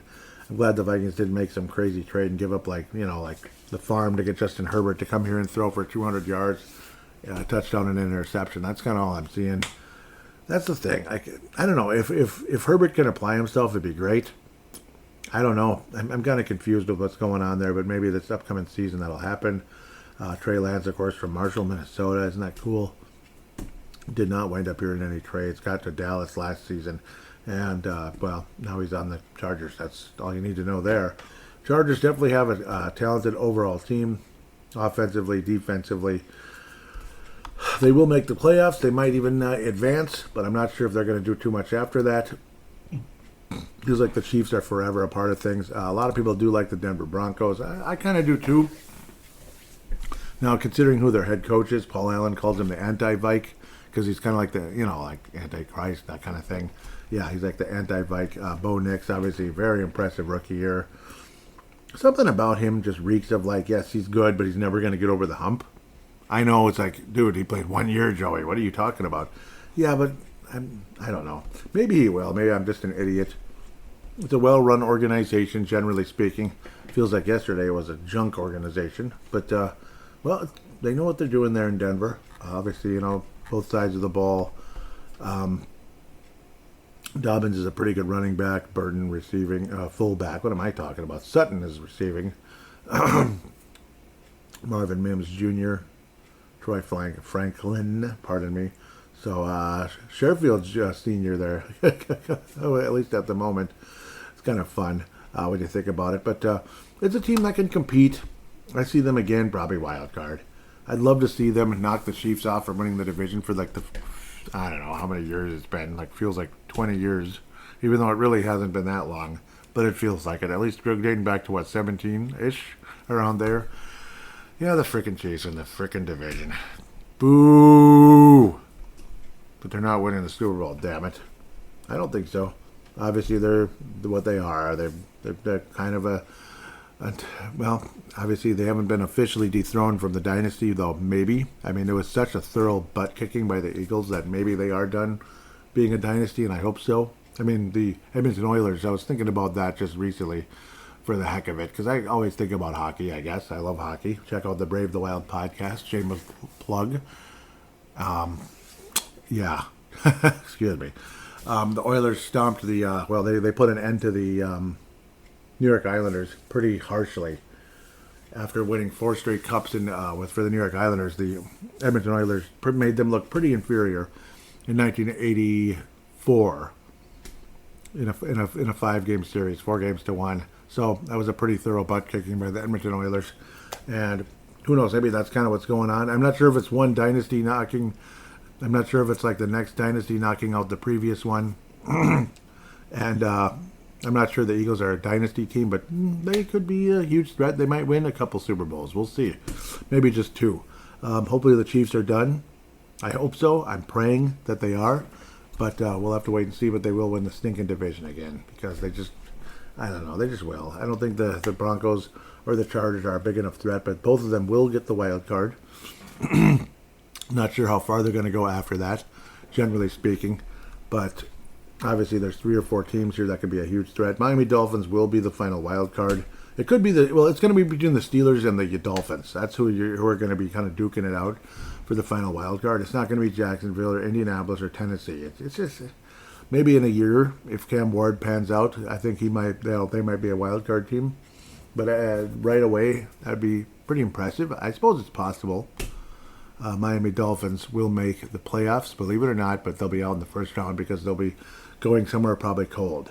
And you know what's going to happen. It's just, I don't know. And eventually the Dolphins are going to have to make the hard decision of let's do something else. It's just simply not working. Let's do something else, okay? Otherwise, the AFC Championship game it's so hard, and I don't know what it is. Like some years it's like, oh yeah, it's going to be this, it's going to be that. I don't have a strong feeling this year really on the AFC or the NFC necessarily. As much as I want to say Vikings are going to win the Super Bowl, it's time. Well, I mean, it's not that easy. It's not. Is it going to be Buffalo and Kansas City? Is it going to be Cincinnati, Kansas City? Is it going to be Buffalo and Baltimore? Wouldn't that be cool? Wouldn't it be Cincinnati, Buffalo? Wouldn't that be rocking awesome? That's what I'm kind of hoping for, something like that. Baltimore and Cincinnati, that'd be pretty wild, but that might end up being like earlier in the postseason before that. God, it's tough. Who's going to have the best record of the AFC? Is it going to be the Buffalo Bills, the Baltimore Ravens? It's going to be kind of those two. Chiefs, I think, are going to be like the number 3. Something along those lines. That's just my belief. Cincinnati will be like, 4th, 5th, something like that. But they'll be a threat, a huge threat to go all the way. They might win 12 games. We'll see what happens there. Love to see Cincinnati make a huge run. I'm going to come out and say Baltimore, Buffalo. You're going to have Baltimore, Buffalo in the AFC title game. Kansas City gets knocked off along the way. One of those two teams will get over the hump and finally knock out the bleeping Chiefs, and whoever that is wins the entire enchilada. Well, maybe. Well, it gets to the Super Bowl anyway. So, maybe. Right now, I'm feeling Baltimore. I'm feeling Baltimore is the one that comes out of the AFC. I think they're the ones that potentially knock the Chiefs off and move on. Lamar Jackson will get to the Super Bowl. But it'll be nice to see Josh Allen or Lamar Jackson finally be in the Super Bowl, and that's what I'm predicting this season. So one of those two guys goes to the Super Bowl. Right now I'm leaning Baltimore. We'll see what happens. But, well, the prediction's out there. It's out there. But it's like, and if I change it during the course of the season or into the playoffs, it'll be like, yes, I changed it and it started from this point on. But my original prediction will be the Baltimore Ravens going to the Super Bowl out of the AFC. That's what I've been kind of feeling as I've been kind of prepping for this show along the way. The NFC East, the Giants, the Philadelphia Eagles, world champion, by the way. Second Super Bowl. Congratulations once again. Winning it in 2017, unfortunately crushing the Vikings before getting to the Super Bowl and preventing the Vikings from hosting the first Super Bowl ever. But Buccaneers anyway, did get there a few years later and won comfortably over that same Chiefs team. And that's what's cool about, when people talk about the Chiefs are the greatest or Mahomes is the greatest ever. Let the word be known to all of you that are calling Patrick Mahomes the GOAT. He's lost 2 Super Bowls, and in both cases, they got destroyed. That has to mean something, doesn't it? They got crushed, pummeled. That has to mean something. So, Tampa Bay didn't beat Kansas City. Tampa Bay destroyed Kansas City. Philadelphia was even worse. It was absolutely gorgeous, frankly. And it felt almost like the Chiefs were semi-lucky. I know it's a combination of being clutch and skill and the greatest talent ever. Well, one of the greatest talent ever. You could say he's a Rushmore when it comes to quarterbacks. Yes, Patrick Mahomes could be on the Mount Rushmore. But does that mean he's the best ever? I don't think so. I don't think so. It's sad, very sad. It is. I think the Montanas of the world, and of course Tom Brady. Those two are both Rushmore members. I think Brady's the best ever. Brady lost the Super Bowl a few times, but in heartbreaking fashion. So, we're talking like luckiest tip of the ball of all time, 2 times versus the frickin' Chiefs. And then the Eagles had a couple of crazy trick plays that tricked Bill Belichick's fantastic defense. And Belichick and Brady both deserve immense credit, by the way, for winning those 6 Super Bowls in New England. 7 for Brady total, yes. Brady looks better at the end of the day by getting it done in Tampa, and Belichick not so much. But, it's because he's kind of a crusty older guy. It is what it is. Him being, of course, Mr. Bill Belichick. But, both of them deserve incredible credit. Let's not be like one guy did everything and the other guy's along for the ride. I don't buy that at all. I think they both needed each other, and I think they both did a fantastic job.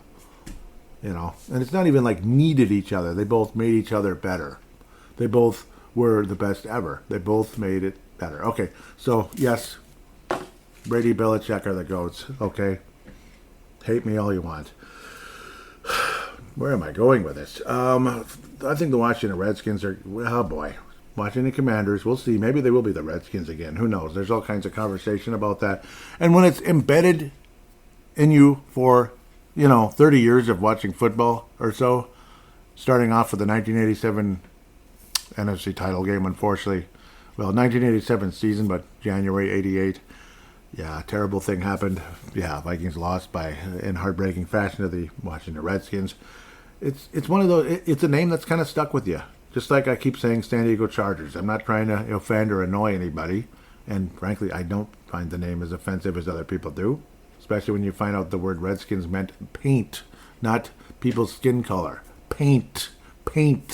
That's what the history of that name is, and that's been brought up multiple times in the past. Anyhow, the Washington Commanders will win the NFC East. Philadelphia Eagles absolutely will be back in the playoffs. Dallas Cowboys are toxic. Their owner is a jackass.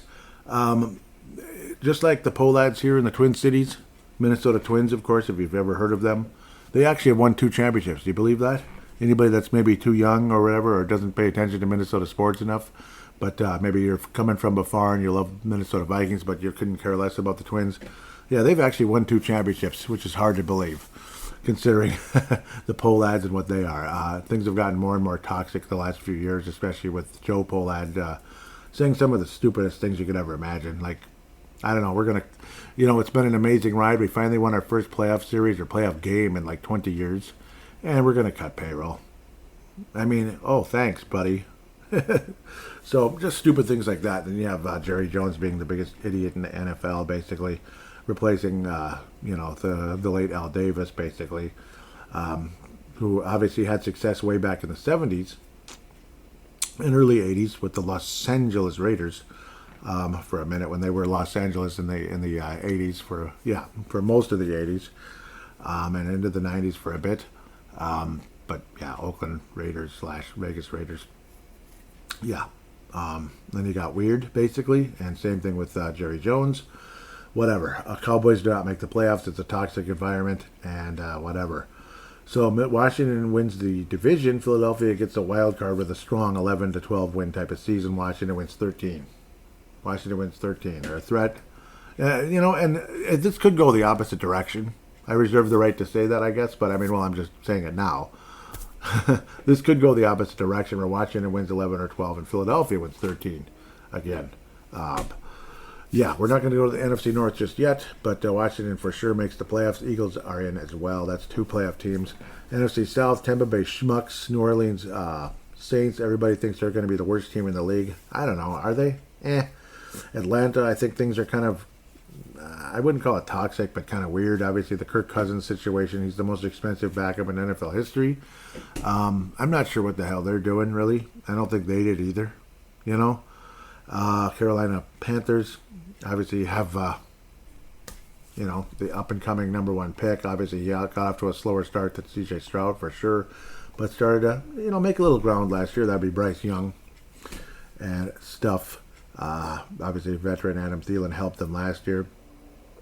Maybe we'll have talked about him in the first segment. Jack Plummer. Not Jake Plummer, Jack Plummer. Interesting. I almost said Jake Plummer. Yeah, there's no way he's still playing. And there's another Etienne. Trevor Etienne versus Travis Etienne. That's freaking weird. Yeah, he looks like he could be related. Yeah, he's from Arizona, so it's him. It's Jack Plummer. He's wearing the same number. Yep, he's definitely Jake's son. Born in 99. Yep, Gilbert, Arizona. Sounds about right, because, well, where did Jake Plummer play? Arizona. And eventually Denver for a very long time.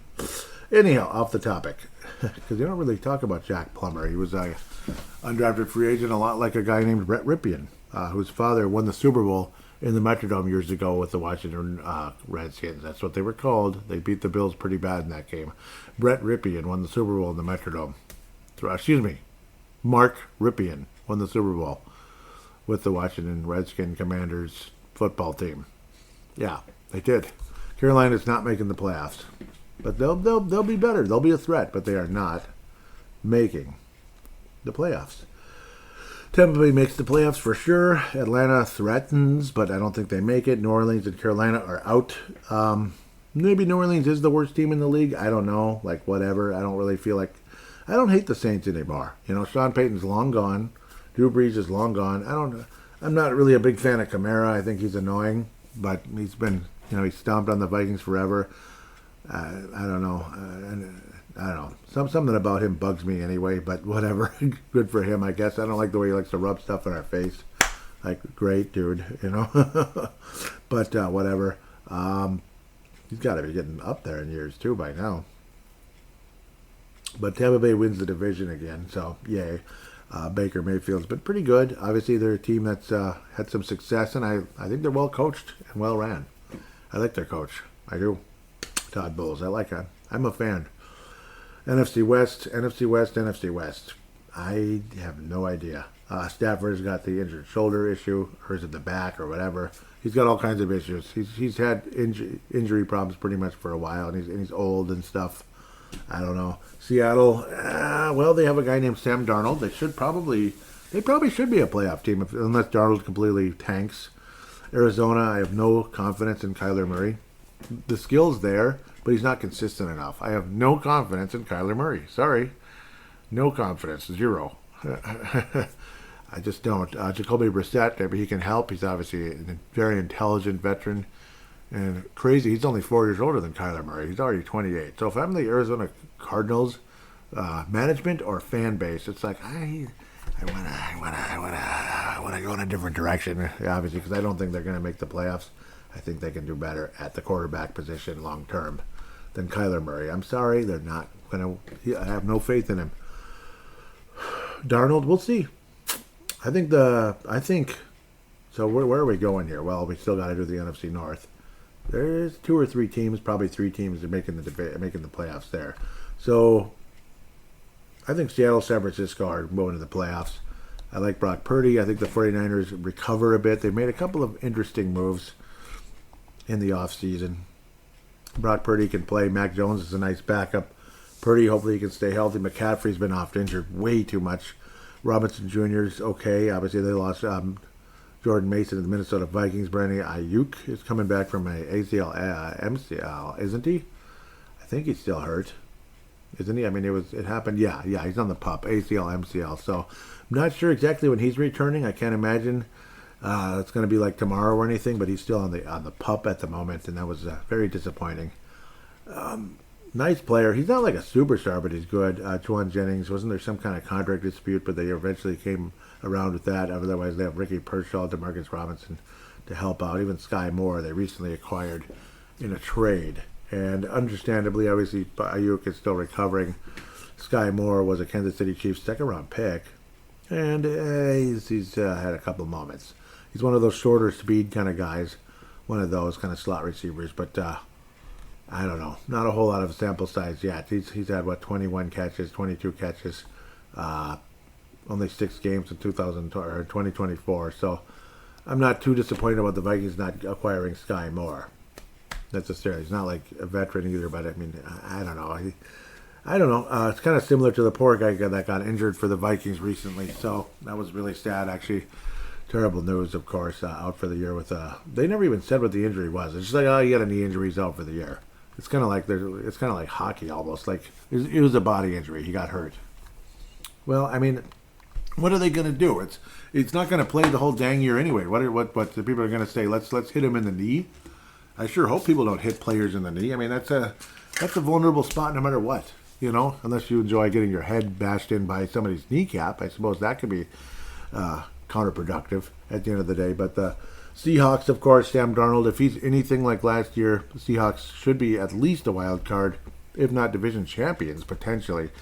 But I think 49ers are going to win the division. I think they're going to kind of regain some of that greatness.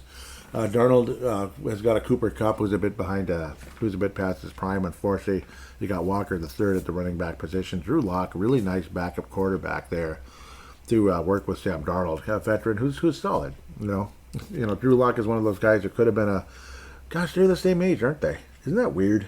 But you know, Darnold's an experienced guy, and I think he's gonna.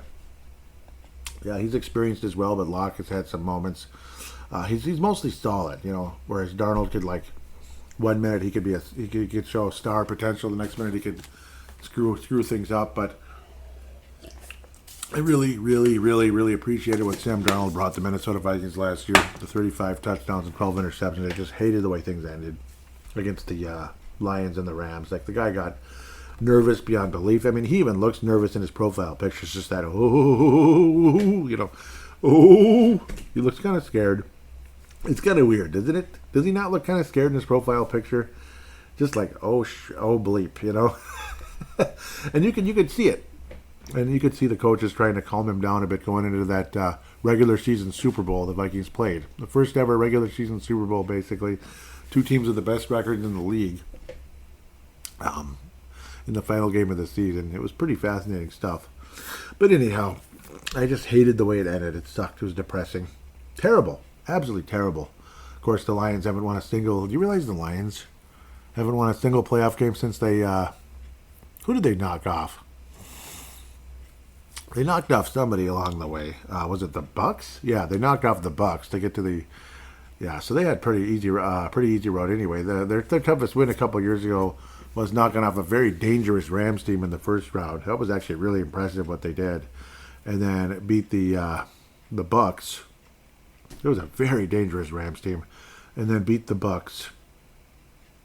In the second round, they got really lucky there. The Bucks kind of had an upset victory, and then got to San Francisco and blew that one. But yeah, they haven't won a playoff game since then, unfortunately. So we'll see what happens. I don't know why I'm talking about Detroit right now. I'm kind of getting ahead of myself. Seattle makes the playoffs. Not sure what they're going to do after that. They're going to win like 10, 11 games. I think they'll be a factor. But the odds are they probably will not win a playoff game. 49ers, I think, have a real shot of going back to the NFC title game. I think so. I think they'll have a nice bounce back type of year. I don't think it's over in San Francisco. They win 12-13 and win the division. Arizona and Los Angeles miss the playoffs. The Rams are going to miss the playoffs. As good as everybody thinks they are, I got a feeling they're going to miss. So there's my kind of hot take because of the injuries and such. But obviously, Matthew Stafford being hurt is not a good thing. Isn't he going to? Supposedly he's going to miss a number of games, but maybe he won't though. It's been kind of a back and forth, but it sounded kind of serious. Garoppolo certainly had his moments, but he's also been a guy who's had a lot of injury history. And I know I'm probably making an ass of myself saying like the Rams are not going to make it. Maybe they will.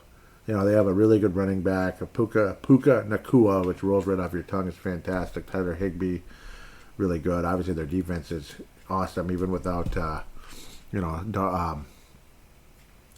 Donald, without Donald there. Obviously, amazing career he had getting it done. Garoppolo, again, he's had so much injury history. Stafford's 37. I just don't know. Stafford's 37. I just don't know. I don't know. The Rams are probably a fringe wild card type of team, I think so. Something along those lines, like a fringe wild card type team, possibly 9-10 type of wins. Maybe they make it, maybe they don't. Let's get to the NFC North before hell freezes over. And I guess there will be 3 teams in the playoffs again in the NFC North. Yes, there will. Yes, there will. Detroit should be the favorites. Unfortunately, they should. Chicago is probably not going to make the playoffs, but don't be surprised if the next year or two they're a threat. We'll open things up with Chicago Bears. The Chicago Bears. Case Keenum is a backup quarterback there. He's also 37 years old. Caleb Williams, of course, number 1 overall pick, and a couple like a year ago, and has had some talent and has shown flashes and such. But then the next minute he looks awfully average. We'll see, but some people believe he has taken a step or two forward.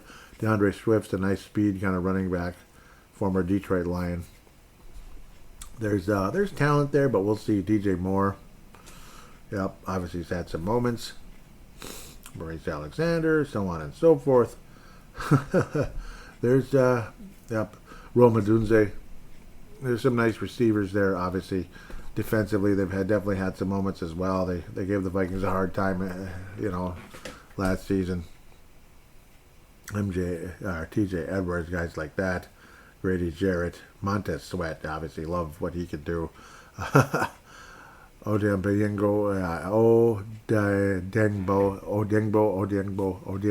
I've had such a hard time with those names. But there's some complicated names out there. The Bears, though, I don't think they make the playoffs this year, but maybe they'll have a chance. It would be funny if the whole team made the postseason, or the whole division, pardon me. But I don't think they can. And I think 3 other teams will make it. You can probably guess who I'm talking about. Should I go with the Green Bay Packers next in the conversation? I think they do make the playoffs. I think they win about 10 games this year. Jordan Love certainly has his moments, but then next thing you know, he's throwing the ball away or throwing interceptions and such. He has his ups, he has his downs. Certainly a hell of a quarterback, though, when he's on his game. Josh Jacobs, a hell of a running back when he's on his game. Jaden Reed, Matthew Golden, Romeo Doubs, Doubs,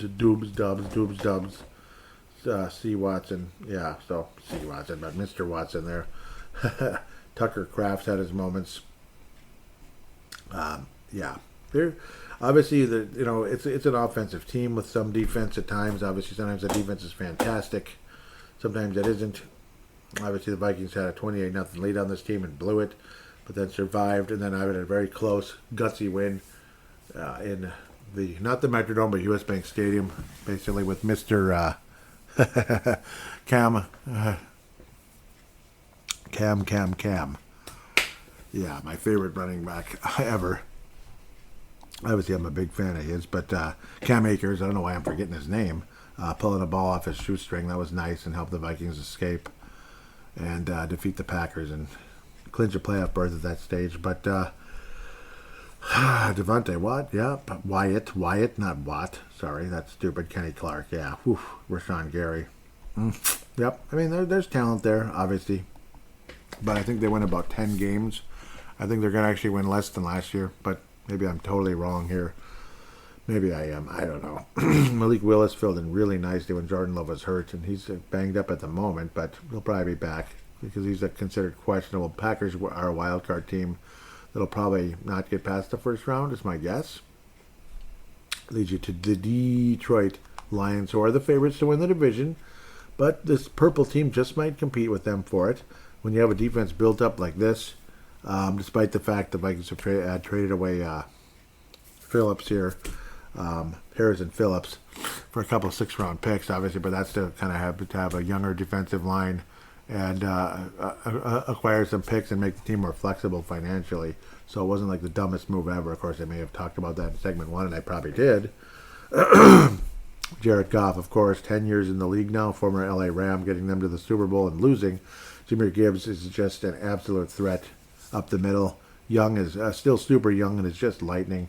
Montgomery had some injury issues. He's an older guy, a little bit. 28. It's not that old, but in the running back world, 28 is a lot older than it is at, say, quarterback or something. Power guy up the middle. Jahmyr Gibbs can just explode with that speed. He's a superstar.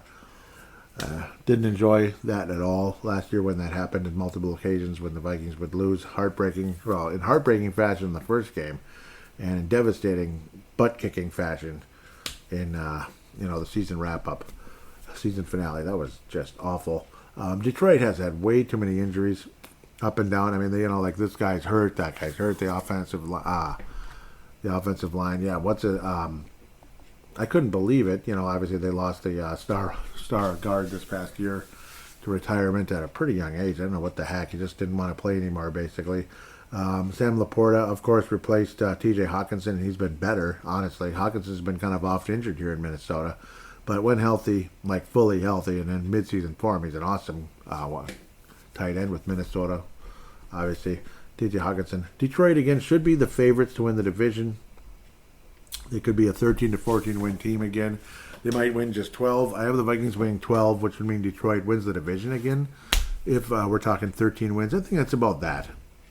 I mean, I don't know. That doesn't mean the Vikings can't go into Detroit and knock them out. But at the same time, the Vikings have not proven a dang thing about winning in the postseason. Even Dan Campbell's won a couple of playoff games already, believe it or not, over the Rams in a very gutsy game. This is all 2 years ago, where last year, Detroit rode that high with the best record in the league and couldn't even beat the Washington Commanders, who were a mere, road wildcard team coming into the playoffs. So had an impressive win the week before, and then went into Detroit and just beat the crap out of them. And it was weird. It was stunning. So I'm not sure what Detroit's going to do. This is either their year or, things are going to start to fall apart. Like the window's going to close quick, possibly on Detroit. As talented as they are, obviously with a guy like Jahmyr Gibbs is only 23, but Jahmyr Gibbs isn't necessarily going to win the Super Bowl all by himself when defensive star players are getting hurt or just suddenly, the injuries catch up with them, like they're playing, but they're not as good anymore. So we'll see what happens with the Detroit Lions. So right now I do have them winning the division with 13 wins. Vikings get 12 wins, make the playoffs. Packers with 10 wins make the playoffs. So there's 3 teams out of the NFC North again making the playoffs. It's going to happen again. So again, I had 2 teams, Washington and Philadelphia. That's Washington and Philadelphia. That gets you to 5. Remember, we have to get to 7. That's Tampa 6. So the 49ers and Seattle misses, or either that. So Seattle and Green Bay, I think, are going to joust for that final playoff spot, and the Los Angeles Rams. So it's going to be between those 3 teams kind of jousting for the final playoff spot. I think unless Washington's a huge flop, like, oh yeah, here they come next year and they're not as good, and then 2 years from now or next season they're spectacular. They're like a 14-win team and they go all the way and beat the Bills in the Super Bowl or something. But we'll have to wait and see. Who's going to win the NFC? Who's going to the Super Bowl to play against the Baltimore Ravens? Yes, I'm picking the Baltimore Ravens to go to the Super Bowl. I want to pick the Vikings so bad, but I mean, J.J. McCarthy's just coming into his first year. It'd be quite a beautiful story. It'd be a Brady-like thing. Well, I mean, you don't know how bad I want that to be the case. Because the Patriots, what did they win? 11 games that year, I think. They started that season terribly. Brady came in when Drew Bledsoe had blood in his lungs. It was some kind of a nasty hit, whatever.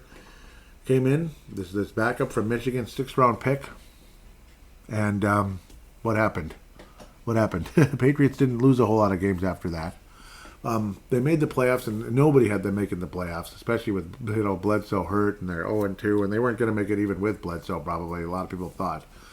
And Bledsoe wasn't as good as Brady. Took them to 11-5 record, wild card team. Had some crazy games, some spectacular wins, including a really weird game against the Raiders. Was it that tuck rule or something? So in a snowy game. So that was pretty wild stuff. And then they somehow got past an outstanding Pittsburgh team. Great defense there in Pittsburgh. Great defense by New England, getting steals on Cordell Stewart. A lot of people saw Pittsburgh going to the Super Bowl that year, and the Patriots got it done. And it was amazing. Truly amazing. And then they beat a pretty good Rams team, but of course a lot of people talking about that, the Spygate and stuff. But we'll get off of that. Now I'm getting back in the Patriots again. But who knows? Maybe the Vikings as a wild card team just might be the team of destiny. That's kind of my whole point here, and that's kind of what we're hoping for right now this year. Because at the moment, if I were to just kind of come out and just kind of say this is my experience prediction type of thing, you're going to see a rematch of the Harbaugh Bowl. I probably picked this a couple of times already, but I think the 49ers have one more crack at winning a Super Bowl this year. One more crack at it, and it's going to be against the Baltimore Ravens. The 49ers are going to somehow, some way, maybe they'll win 13 games, something like that. That's what I'm thinking. They're going to have that. They're going to have a stronger season, I do believe. They're going to emerge. It's going to be a great story, and I think the 49ers somehow, some way, get to play the Baltimore Ravens again in the 2012, or a rematch of the 2012 Super Bowl, and they'll be the team of destiny this year. I kind of think for the San Francisco 49ers, just to have that one last gasp, with this one last shot in this window to win a Super Bowl potentially, and maybe it isn't one last gasp because Brock Purdy might end up having a hell of a time. A lot of people would think the Baltimore Ravens will win, but I want to believe the 49ers, it'll be more of a team of destiny type of thing. It's going to be that kind of thing, where maybe just for whatever reason, Baltimore will be the heavy favorites in that game. They're going to win like 14 games. They might have the best record in the league. Detroit, you could even see a Baltimore-Detroit Super Bowl. That's maybe a better choice with Baltimore winning. But I'll believe it when I see it with Detroit in the Super Bowl. And frankly, I'll believe it when I see it with the Vikings in the Super Bowl. I've picked the Vikings to get there before, and they just They just, I'll believe it when I see it. Dang it. I'll believe it when I see it. So at the moment, I have San Francisco avenging in surprise fashion, like a crazy underdog, unexpected type of thing. Maybe not even so much of an underdog. They're just prepared. They're ready to go. And they're just a team of destiny at the end of the day. And the 49ers will beat the Baltimore Ravens to finally get that elusive fifth Super Bowl title. Harbaugh couldn't get it. And who's the other? Obviously the current guy. Kyle Shanahan will finally, it'll be the third time's a charm, and he'll bring home a Super Bowl title. That's kind of what I'm leaning towards right now. Against the guy that, beat the 49ers in 2012. He's the same guy. John Harbaugh, who's still there. He's the longest tenured coach in the NFL. So, tenured for the same team. But, so the Ravens get there, but they lose to the 49ers at the end of the day. San Francisco finally gets their fifth Super Bowl. Is this a weird pick? Yes, it is. Because I think this is a weird season. It's hard to pick somebody. I don't see Kansas City as this immortal dynasty right now. And I'm praying to God that they're not. I would hate it, frankly. I would hate it. If they go back out there and win another one. I don't see the Eagles going back-to-back. Vikings would be the greatest story ever if it's like another Michigan Brady type of a story. And I hope it is. Hope the Vikings do it. But at the moment, I'll have the Vikings. Vikings will win a playoff game this year. Now, who do I even have in the conference final? I'm going to have the Vikings in the conference final. But it'll be kind of like a building block. No. That's too optimistic. San Francisco versus the Washington Commanders. Vikings will get to the second round. But then either the 49ers or the Commanders, unfortunately, are going to knock us out on the road. But we'll get our first playoff win, and it'll be building towards possibly being a Super Bowl team. I mean, the Cowboys got to the second round and got steamrolled by the Detroit Lions back in 91. And then after that, they won 2 Super Bowls handily. So maybe it'll be something along those lines. Vikings maybe finally win a playoff game to kind of help build things. But then after that, the Vikings become a great team with Mr. McCarthy. And that's what we're all hoping for here in the Twin Cities. So there it is, San Francisco over Baltimore, avenging 2012. I've probably drugged this out way too long, but, well, that's what predictions are all about. Conversation. Hope you didn't mind it too much. Thank you. Thank you for that. We'll be back with fan interaction after this.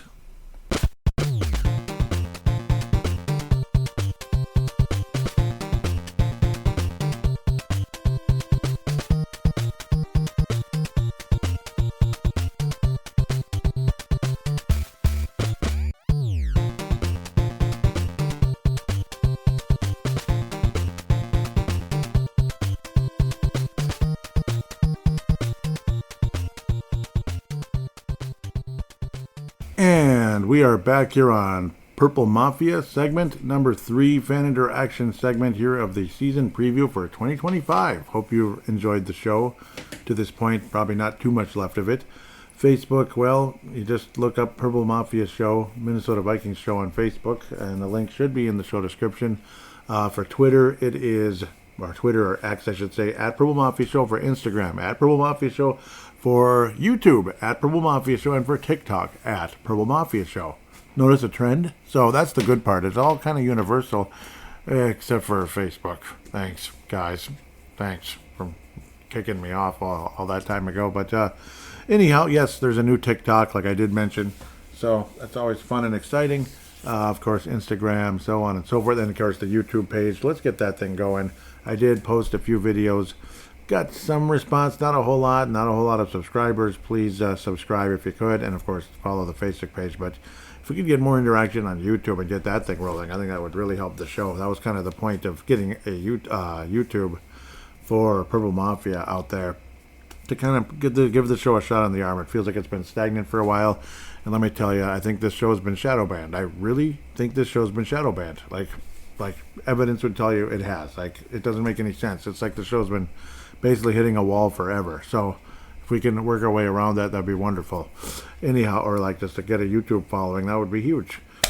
Anyhow, after the episode of the Vikings, well, it wasn't an episode, it was a YouTube video where I was talking about the Vikings sign Carson Wentz, trade Sam Howell to Eagles.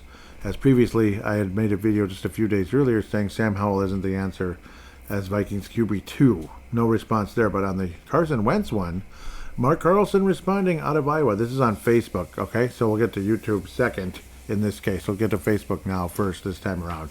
Sometimes it's different. But anyhow, Mark Carlson out of Iowa, Mark from Iowa says, has anyone else seen this one before? This seems like a Star Wars movie plot that keeps getting recycled. Vikings trade for old quarterback, but then too, how many years did we spend developing or hoping to develop a young quarterback? TJ, yep, that'd be Tavares Jackson or Ponder, to name a few. I guess what can go wrong, quote unquote, should be my attitude. Yep, because a lot of times it was kind of like that. We'd end up bringing in this veteran who would take us on a crazy ride. Like, there was Brad Johnson, who was, he developed and he worked out. It eventually worked out. He developed into a pretty good quarterback, not a star, but a Pro Bowl level quarterback, which was nice in the late 90s.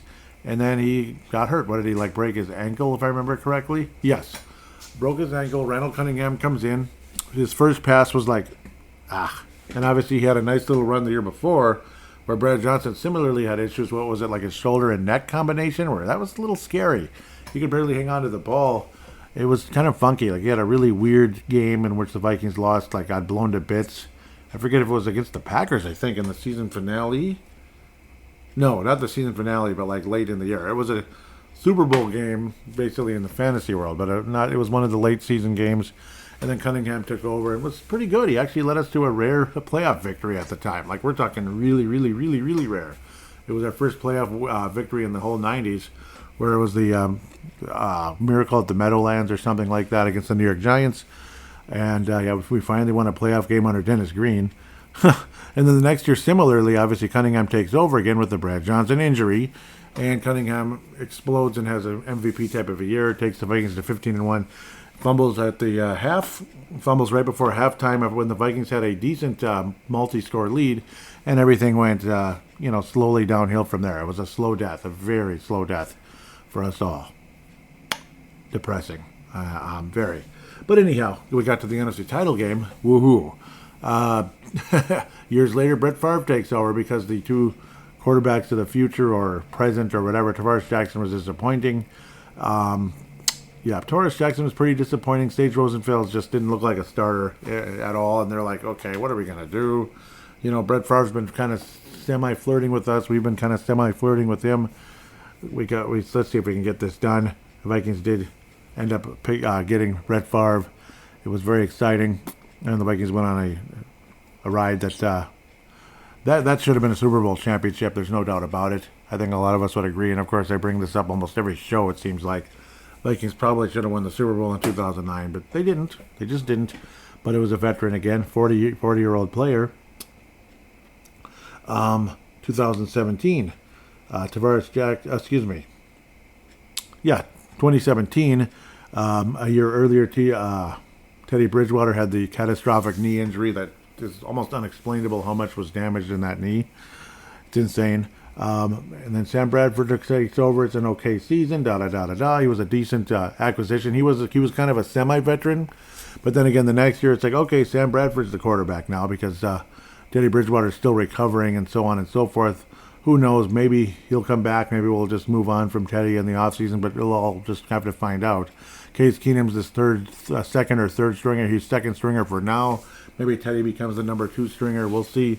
And then after a really strong first game against the Saints, Bradford all of a sudden has this residual pain in his knee where the ACL surgery had taken place years before.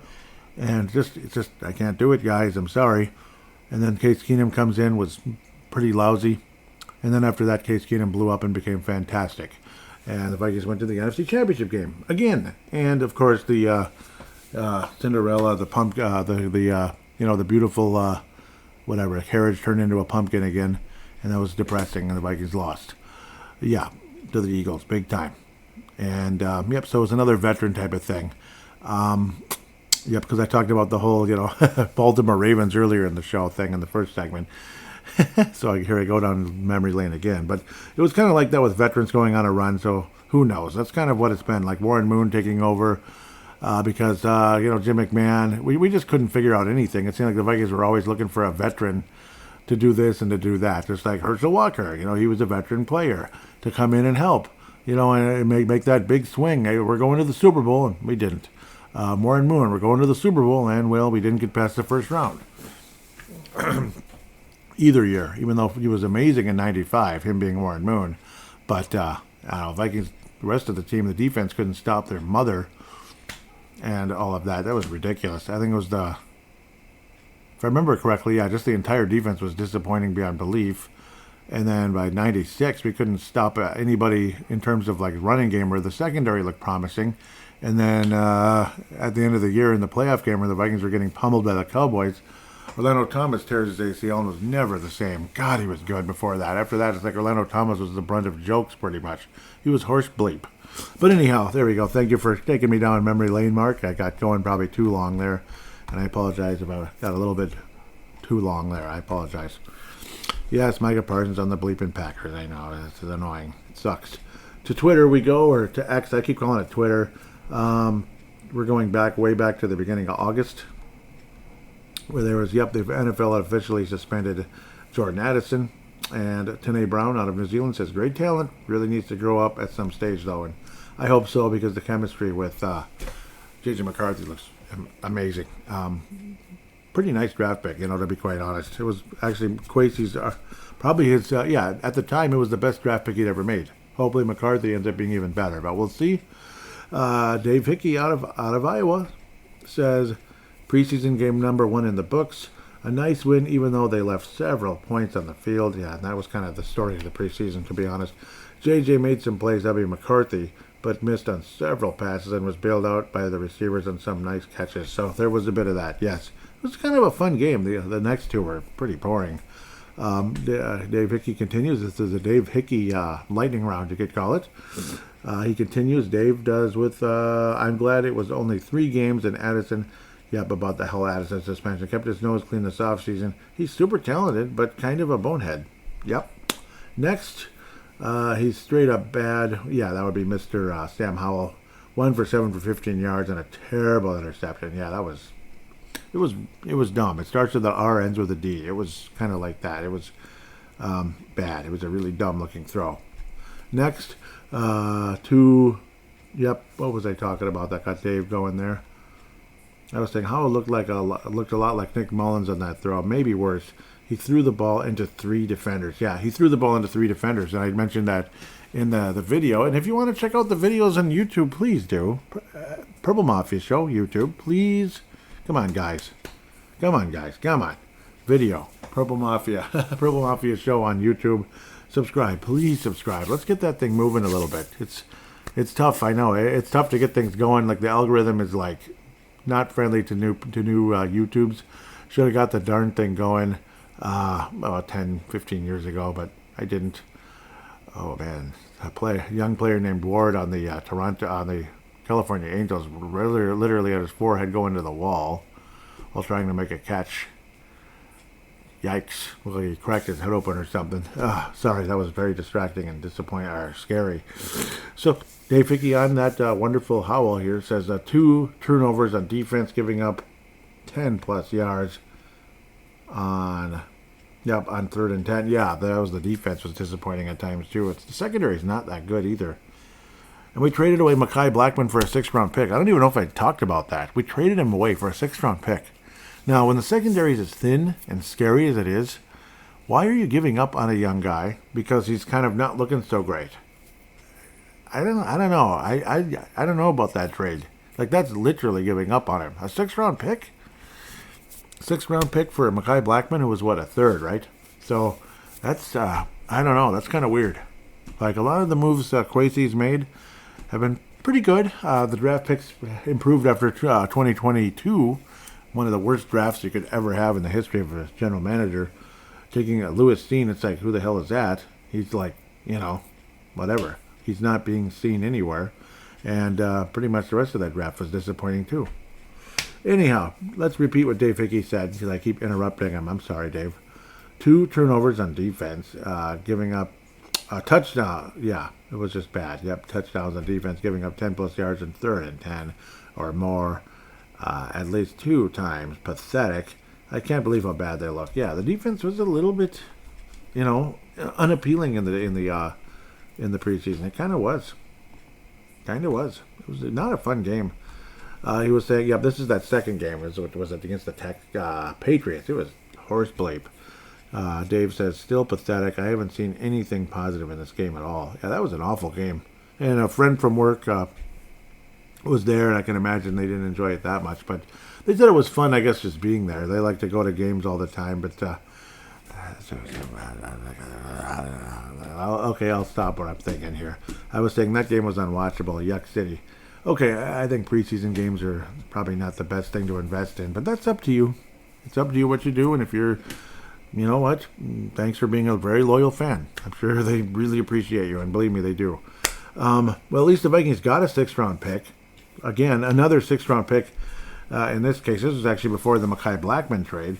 Vikings dealt away, this is according to Tom Pelissero at the time on August 20th. That's not even that long ago. It's not, but a lot has happened since then, hasn't it? The Vikings are sending veteran nose tackle Harrison Phillips to the Jets. The Jets. Ouch. Think about it. For a 2026 6th-round pick and a swap of picks in 2007.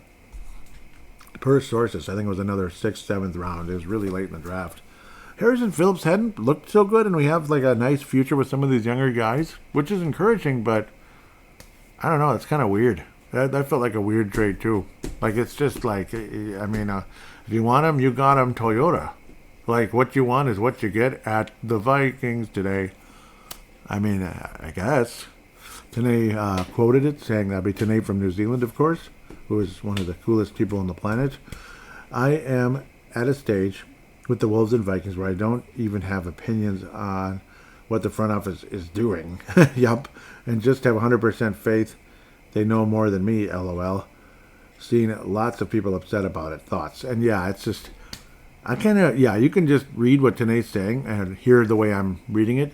You can tell the guy is miffed with the move. Like, really? You just kind of gave him away, didn't you? And it's not like Harrison Phillips is that old. What was he, like 29, 30-ish? Maybe a little over 30. I can't remember his exact age. I better go, and that would be kind of helpful, actually. Maybe he is 32. I get some people mixed up. Obviously, Harrison Smith is definitely up there a bit. But God bless him. The heck happened there? Was it a huge base clearing brawl or something? Yeah, he's only 29. He's not that old. Like, he looks kind of old, but he's not. He's a big son of a gun. Obviously, he's a nose tackle. He's that, run stuffer type of guy.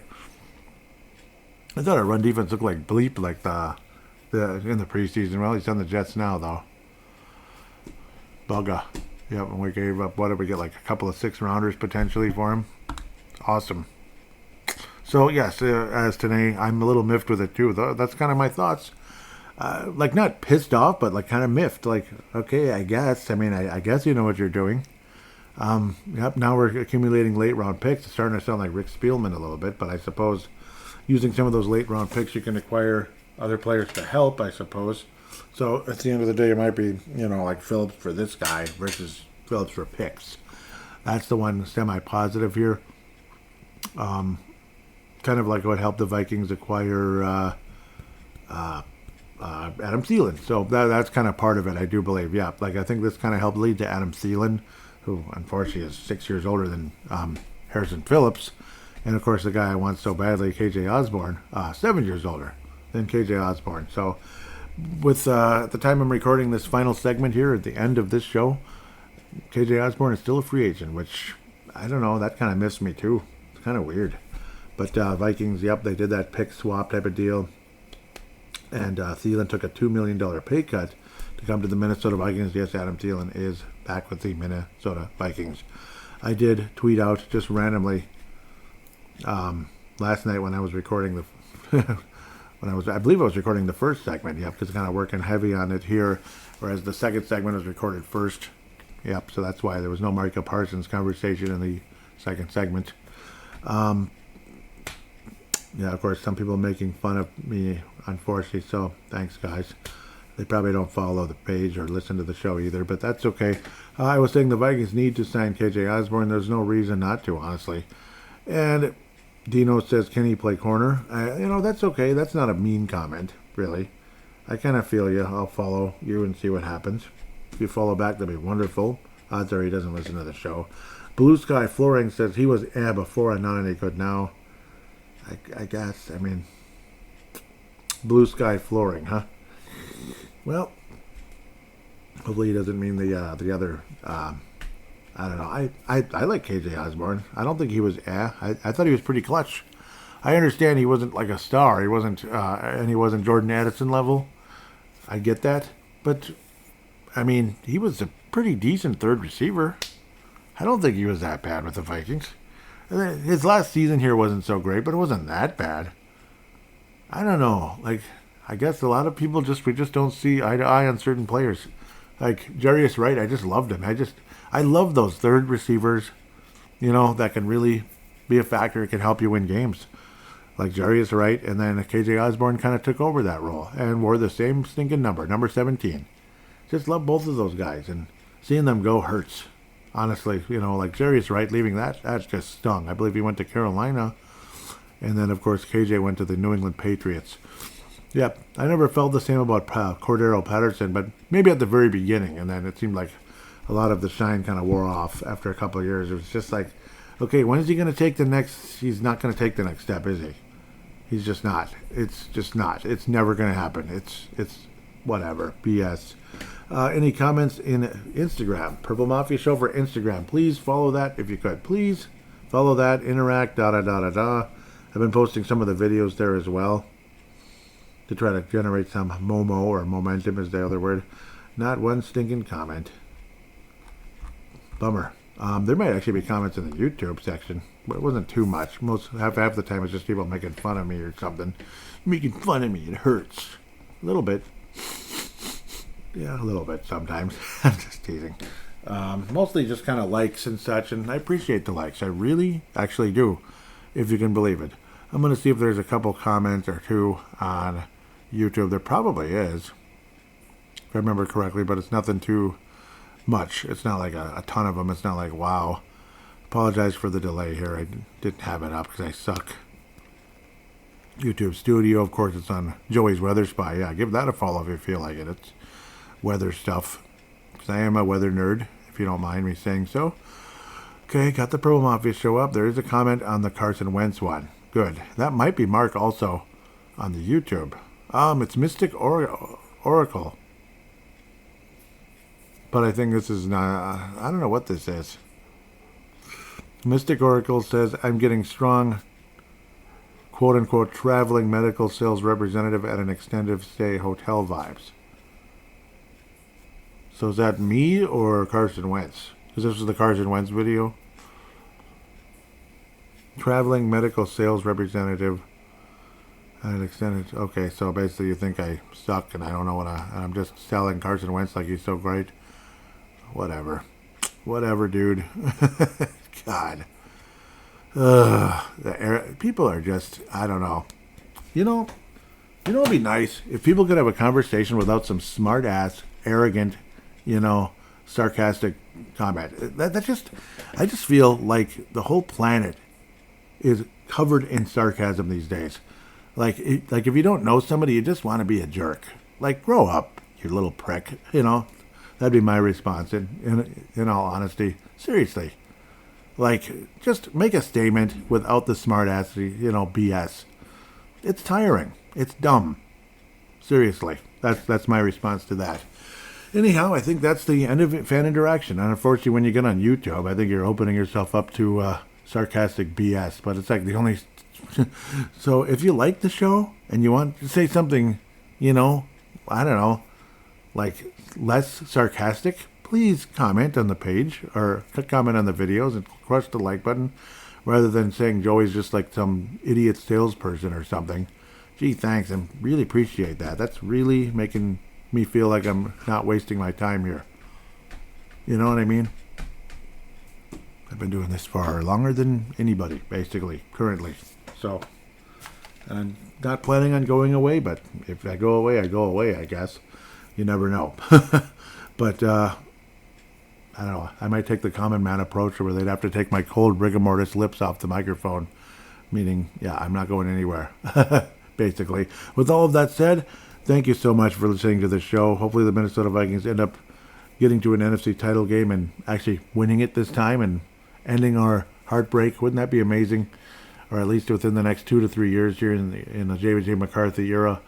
And maybe, just maybe, a lot of wonderful things continue to happen after that. It'd be nice. Like, the Patriots were pretty much a laughable franchise before Tom Brady started his thing rolling in the right direction.